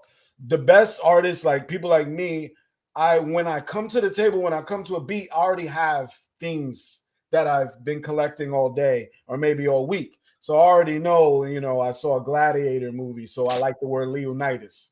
So I might have the word Leonidas bouncing in my head all day. So when I hear a certain beat, Leonidas, you see the Midas, I got I'm the king of Midas, Leonidas, I release a virus, Leonidas, I free the Titans, this is exactly. Yeah, that's exactly how he do it in his Jesus Christ, he's the nicest. And then literally, like, if you want, you don't even have to write it. So what I'll do is I'll just play the beat first thing, feeling like I'm King Leonidas. Record that, boom. Leonidas, elitist. I don't think the elitists like us. He's the nicest. Jesus Christ, all of that. Boom, boom, boom, boom, boom. Don't second guess it. Get it out. And then 16 bars. Look up how to count. A verse is generally 16 to 24 bars, and a hook is generally 8 bars. A hook, that's generally the next level. Hook should be even less thought. Hook is a vibe. Hook encapsulate the whole song. Hook is what catches people. That's why they call it a hook. You got lines, you got hooks, you got the bait. This is all you doing that. So like the hook should just be the vibe. That can be freestyle too. But it's all about capitalizing on the first thought. Don't second guess, and it's confidence. If you're not confident, you're gonna second guess every single time, and you're gonna have writer's block. But everything you say is fire. Just believe that. Yo, Cam. Before we get to the next question, I Blue and Red had did a track to one of my beats, and we're gonna do a video when I get back to Atlanta. We're actually gonna do the video. We're gonna shoot parts of it on Stone Mountain. I want you to hear Blue started out the beat with like poetic, like with a poem, and then Red came in with the bars. I want you to hear Blue Pill's part. This is just a snippet, family. Most of y'all heard this. I got Rod Hayes on my Patreon. Shout out to Rod Hayes, and I played this song on the commercial for to promote the Rod Hayes show. Rod Hayes has a show on my Patreon every month, once a month. It's called We Are Mutants. And we're learning how to tap into our dormant powers and our dormant abilities. It's, shout out to that brother. Fire and it's popping. So if you're not a Patreon, definitely sign up. But listen to Blue Pill. Blue Pill did his thing with the poem. I'm playing right now for y'all, family, if y'all didn't hear it. Yo. I fought plenty battles, caught many arrows, flossed plenty apparel, resembling the pharaohs, cemented in the gravel, extensive in my travels. Not to mention, ascension is my cattle. Cash cow, we milking it. Laugh now, we killing it. Last round, we still in it. Axe round, we healing shit. Hands down, we killing it. No pass down, it's silk in this. Pack your bags, take this pilgrimage. Guaranteed to be epic like Gilgamesh. Gilded flesh and shields with crests. I'ma have to kill you if I reveal the rest. All I know is when life try you, you better kill that test. That's the only real that the real respect. Niggas went from dealing death to flipping Morse to heal the flesh.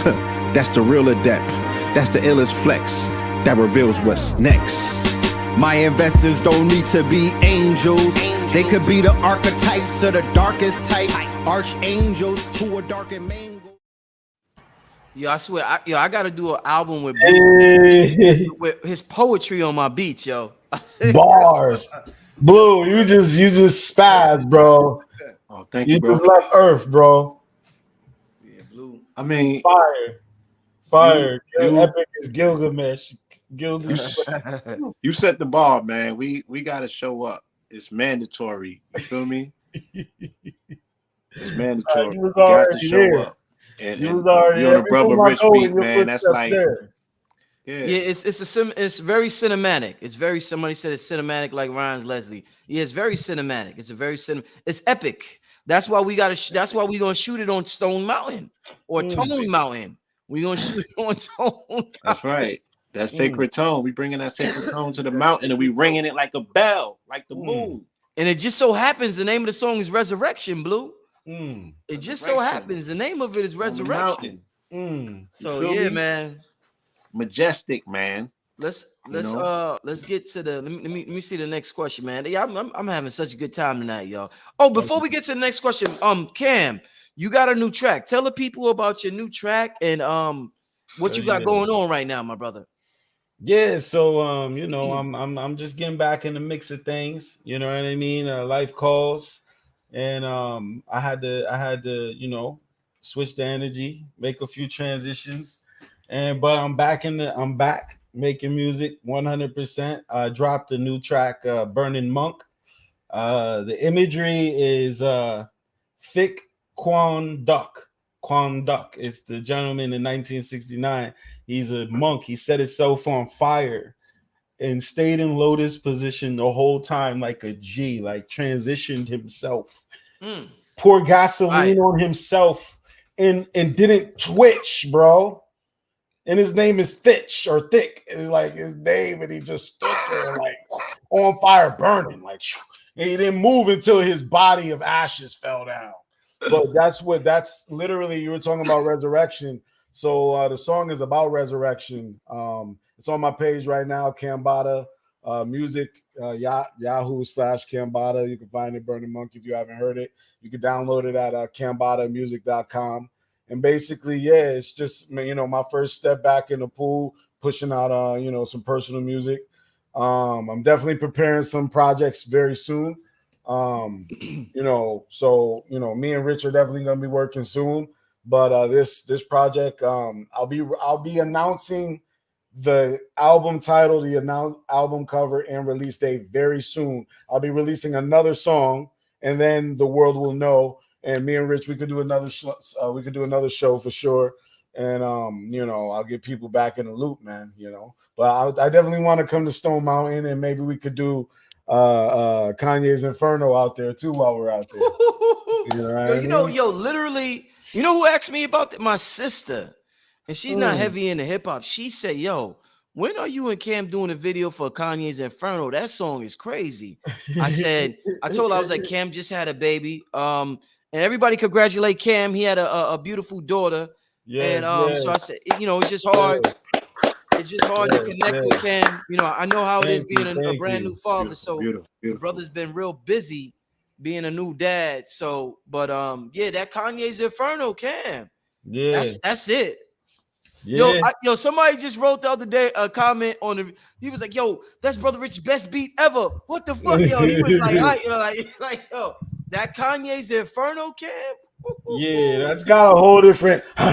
You know, I can't even believe it's me. I listened to it and I'm just like, damn, like, you know. And then that was before my baby came. My baby's name is Rising Moon, and so yeah, Rising Moon, and that song was between, you know, us putting out Manifest Destiny, because that's when all of this happened. I put out LSD, then Manifest. And it's funny because LSD came out on my 33rd birthday. And I predicted some kind of major transition. So not only did LSD, Lunar Solar Duality, come out on my birthday when I turned 33, but it was also during the year 2020 during COVID. So 33, 2020, COVID. Then we do Manifest Destiny. You know, let's talk biblical wordage here. Then I bring forth Rising Moon. That's your daughter's name. So like I made my 33rd transition. It was like I was just me. I was almost like I was running off that Christ energy. Christ didn't bear kids. So that 33 death could mean that at 34 you had a child, because that's when you cease to be childlike. Once you or not in a cosmic sense, like the Christ level, it's almost like, and I always seen it like when I have a child, I'm telling the universe that the Christ energy is not suitable in me, and I need to create another version that's better than me to do that. You know, it's almost like making some kind of contract. Because I was like, you know, I didn't know whether I wanted to have kids, because I wanted that, you know, and I'm sure any man that doesn't have kids knows that there's a certain sense of independent freedom and ability to conquer all when you don't have that, and it almost seemed unfair at times. It was like, damn, like, am I gonna share this with another human, or am I gonna keep walking? I don't know, but it just happened. And now I'm doing everything for a different reason. It's so this next project is gonna be first of many. Yeah. I wanna propose a future show, right? And because your father rich, I want you to impanel this show, and it's gonna be powerful. The fear of losing a parent. No. Say that again. You broke up. Say that again, Blue. The fear of what? What's more scarier, the fear of losing a parent or the fear of becoming one? Excellent. Excellent. Woo-hoo. Excellent. Woo-hoo. Woo. Woo. That's the future show for the young brothers out there. We owe it to them. Let's get a panel and have that real conversation so we could prepare them. Yeah, I've talked about that before. There's been time I've been scared before I had my son.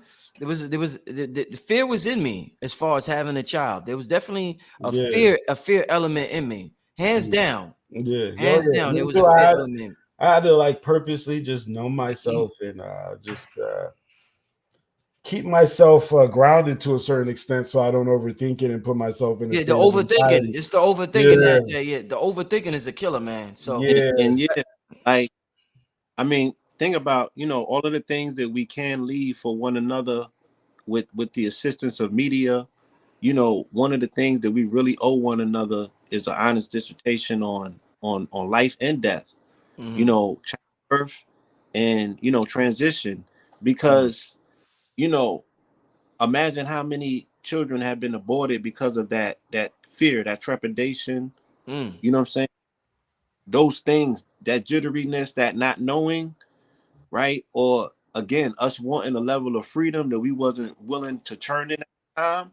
And it's like, even if we went back as a documentarian and spoke to single mothers to say, not to advocate or push for that particular paradigm, but we asked them, was it as bad as you thought it was going to be, or how did you do it? People need to, disinformation as a reference in their mind, because the threat or the notion of going through that must be terrifying. And people opt not to make it. You know what I'm saying? They might hold on to the child. That's definitely something we're gonna have in the future, family. That's a topic for the young kings out there. And I think a brother wrote me a couple of months ago asking me about just what to prepare for as a new father, because he heard me talk so much about having my son. So yeah, that's definitely a topic. Especially men. We're entering a new paradigm where fatherhood now is different from fatherhood 15 years ago.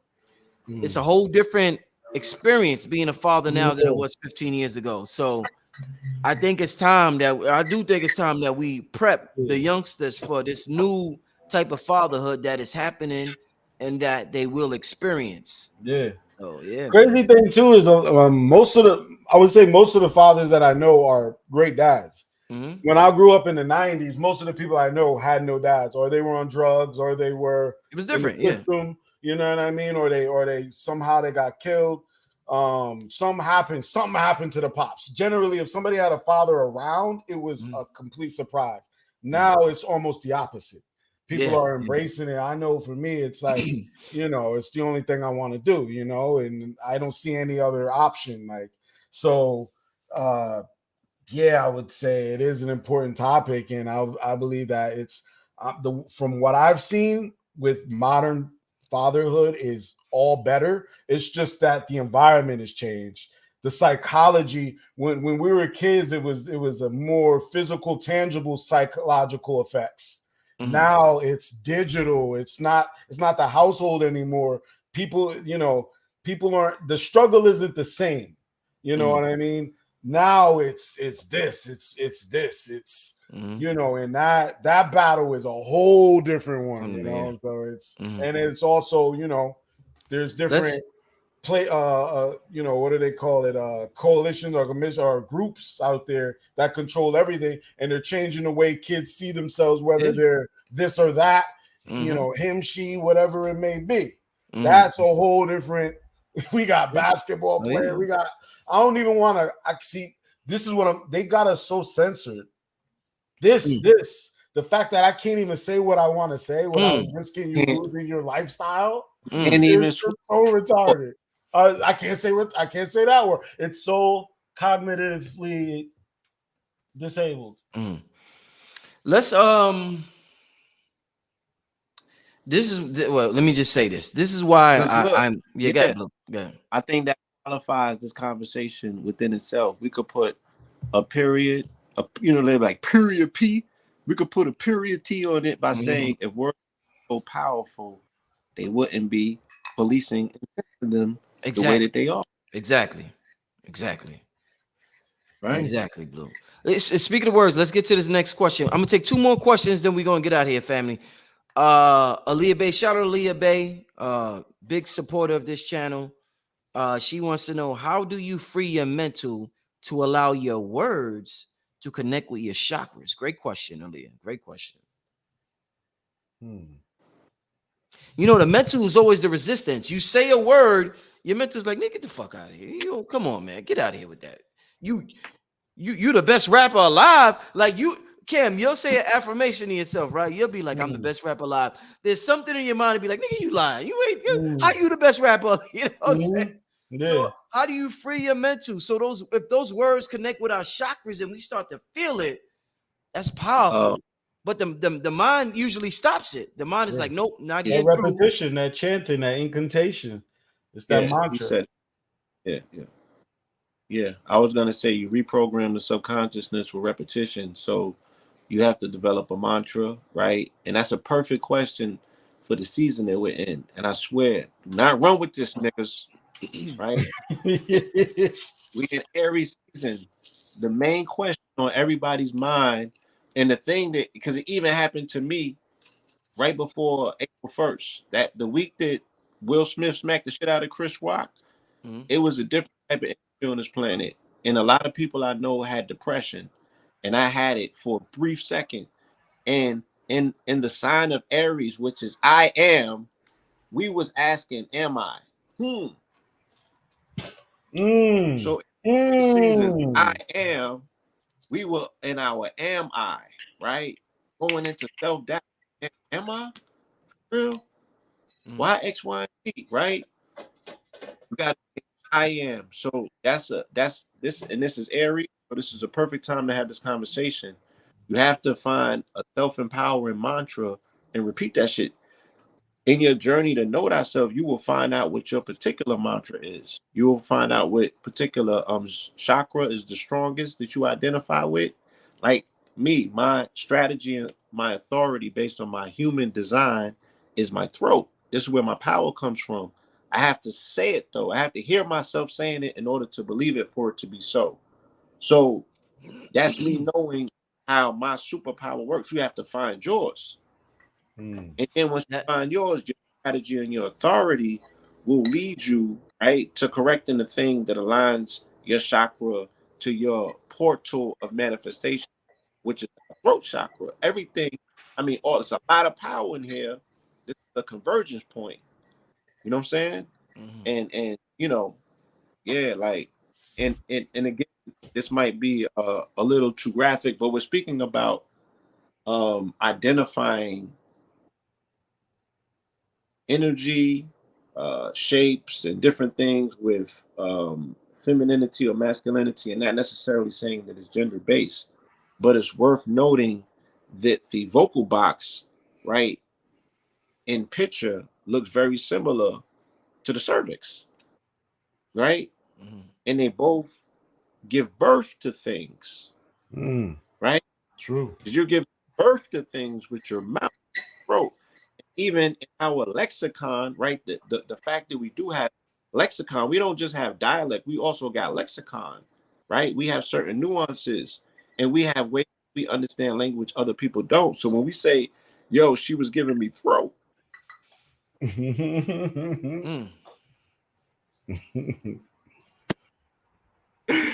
Be like, nah, son, I ain't want the boxes. Give me the top, right?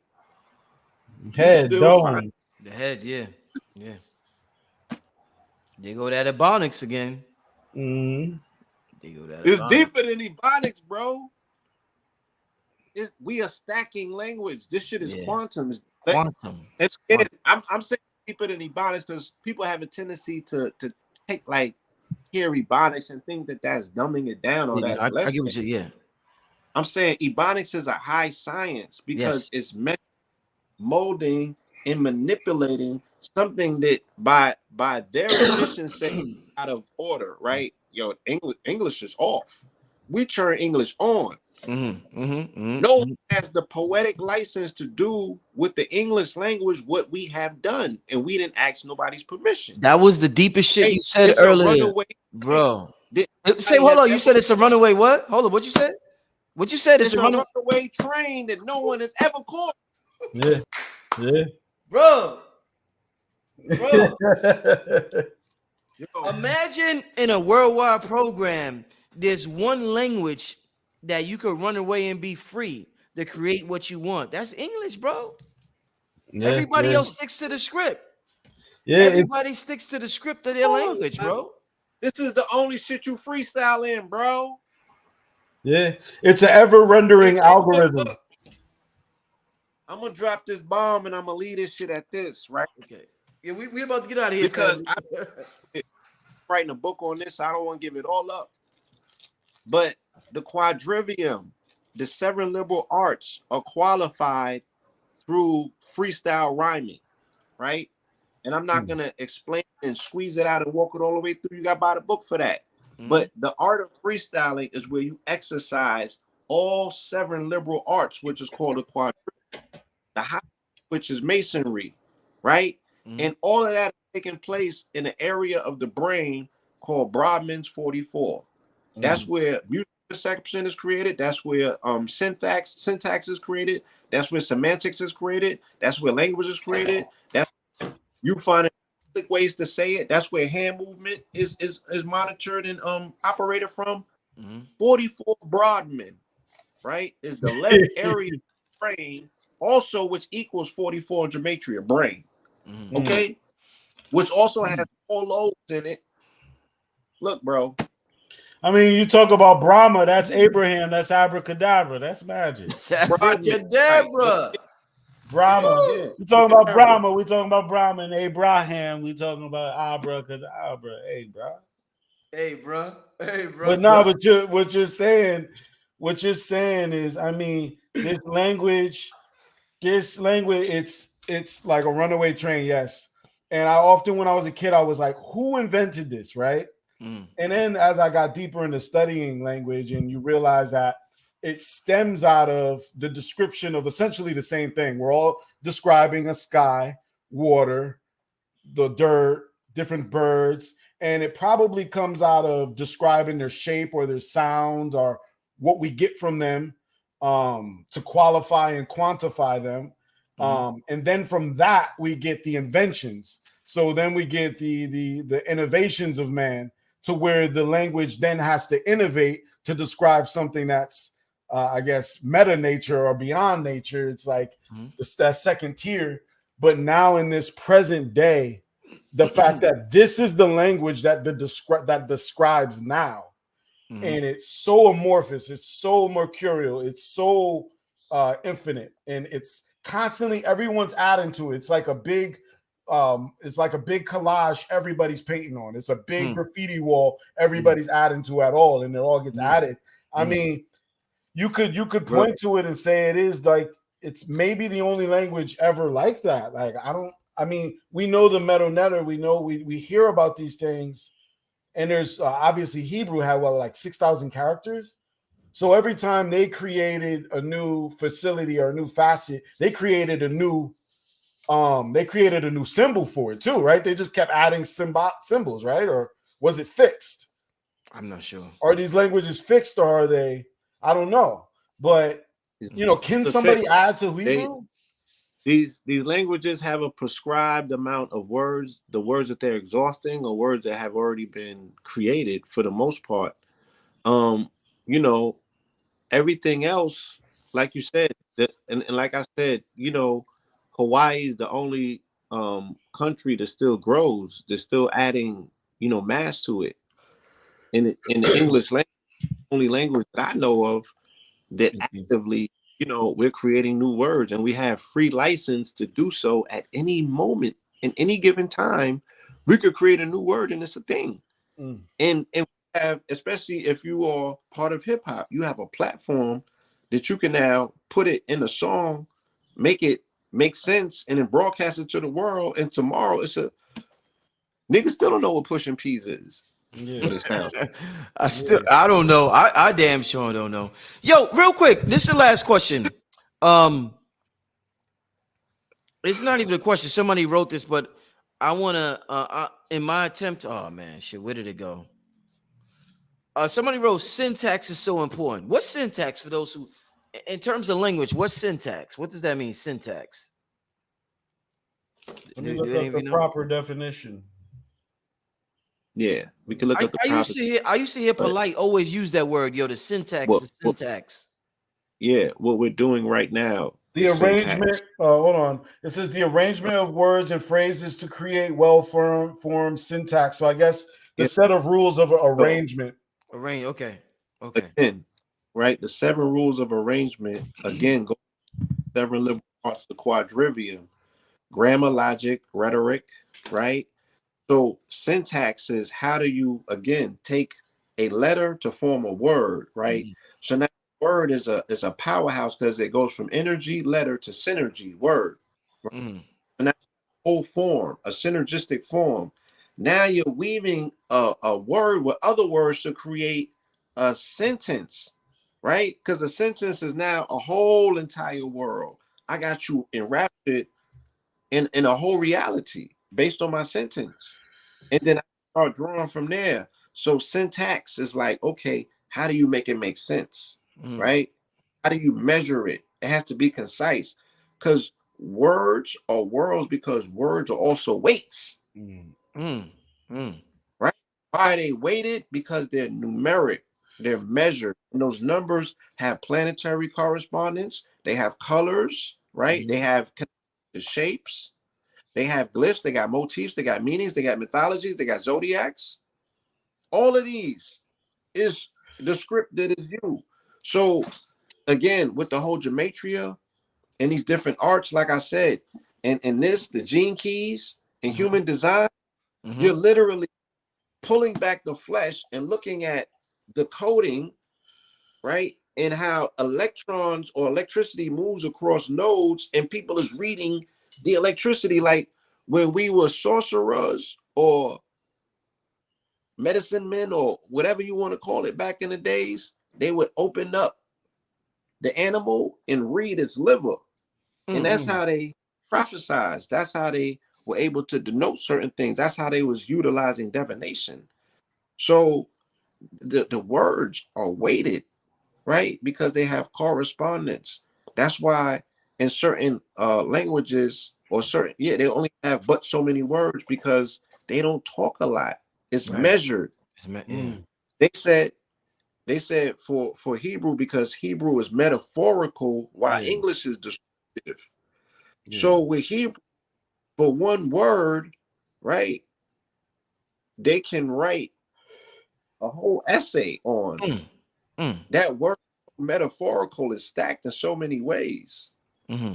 Also, it's a lot like math, to where they understand the stem. Like they don't have to say a specific animal genius or species. They can have one word for cat and then have the word for yellow and four-legged, and then when you add them up, that combination of symbols would equal tiger, rather than you just having the word tiger or inventing a new combination of letters to equal a new animal. You would just combine the descriptive words to the main genius or genetic group.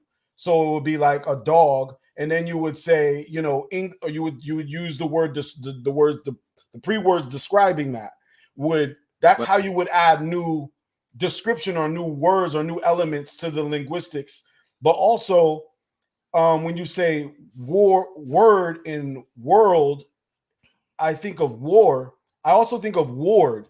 And when you say there are limitations in the words, a ward is somewhere where you literally lock somebody up and contain somebody. A crazy ward. You got locked Prison in a ward. ward. It's an asylum. Ward in. Ward in is somebody. It's a word in. It's a war. It's a words or war. It's an exchange. Because that person got sentence that they're serving out, right? They got sentenced. Hold on. Blue, cut that shit out. Blue said they got sentenced, and we use sentences. No, this all gotta be connected. Listen, but that's a whole other part too. Yo, Blue, why you had to go there at the end? Blue said they got sentenced, but we're talking about sentencing. Yeah, and they say you got to do a term. You got to do a term, and you got to do a term. Yeah, bro. Yeah. Nah. No, somebody asked for the Cash App. Yeah. What's your Cash App? What's your Cash App, Cam? Is there a way to type it on the screen? I'm gonna type it. It's Cameron Carbone. So CAMERON. CAMERON. Wait, hold up. Carbone. Hold on. Let's start. CAMBRON. ERON. So CAMERON.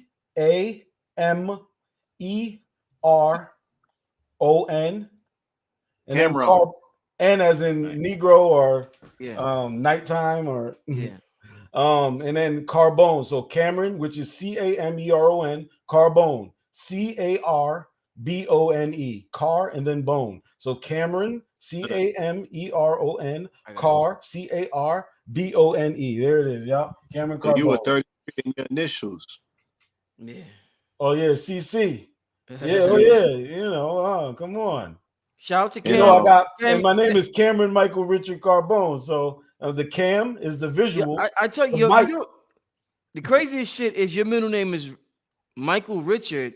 My name is Richard Michael. Yeah. That's a great. His name is Michael Richard. My name is Richard Michael Swift Merritt. Look, that's the Gene G 44. The G. Human fractals. Human fractals. Every body in your circumference, everybody in your life is purposely there for a reason, and you could extract it if you knew the human design and their number. There are no coincidences, no mistakes. This is all based on energy signatures. What we're speaking about, we're giving you fancy terms to explain how energy moves. Yes. We're giving you, again, with the faculty and the utilization of the English language, we're drawing a picture for you in your mind to help you understand the quantum aspects of what energy is. That's all.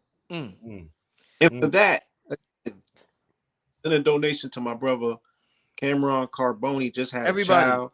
We take a whole different. We got 1,100. Yeah, we got 1,100 people in here. Right? Because all of us come from some level of trauma of when we remembered having not. And that has compelled us to advocate for getting shit right when it comes to parenting and children and supporting. There's no bigger blessing on the planet than a newborn, right? This is earth redeems itself and makes itself worthy and worthwhile of a second chance every day. It's the babies. Not you old. No disrespect. Yeah. So this brother become a newly minted parent. You know what I'm saying? Appreciate that. That is listen. So yeah. Let's definitely listen. All the fathers out there, me and Blue said we're gonna have this talk about dads, right?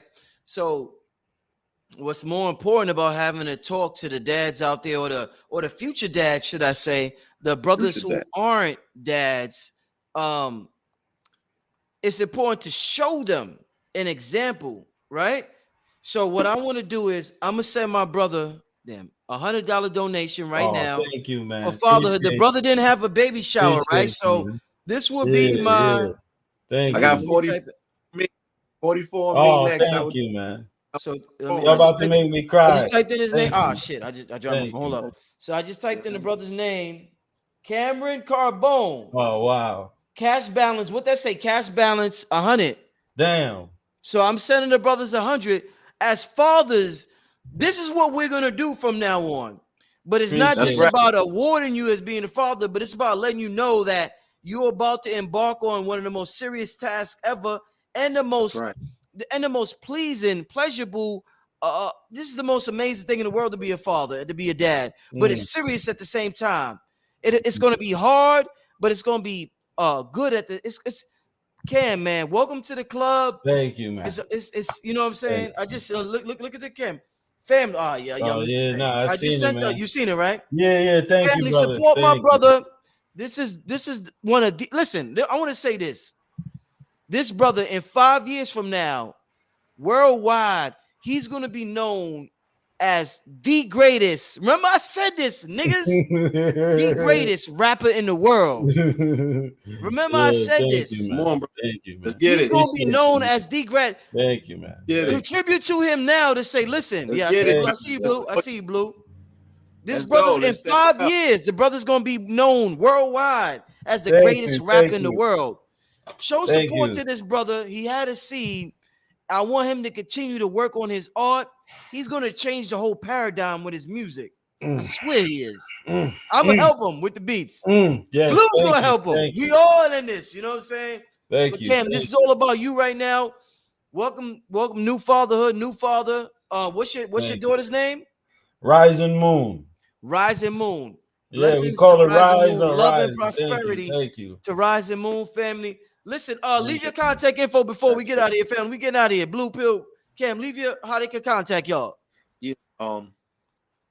At Blue Pillar 44. That's on IG. Blue Pillar 44 at Gmail. Get that webinar is available for play and resale. It's at KTL University. That is the War Report. The Law 44 presents the War Report.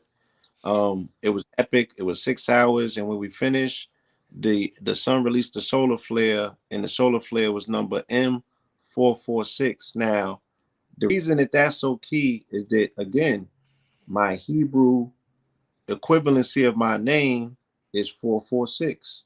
So we kind of laid it all out. I said, y'all about to get a confirmation from the cosmos that this event was consecrated. And then we got the Easter solar flare and did the whole mythological resurrection of Christ on Easter. So with that, you might want to go and see that webinar. All right. KTLUniversity.com. Thank you for your time and support. And once again, I did that by speaking words and standing on the truth of them, knowing from my authority that what we were speaking is nothing but truth and facts. And the universe can't do nothing but clap back.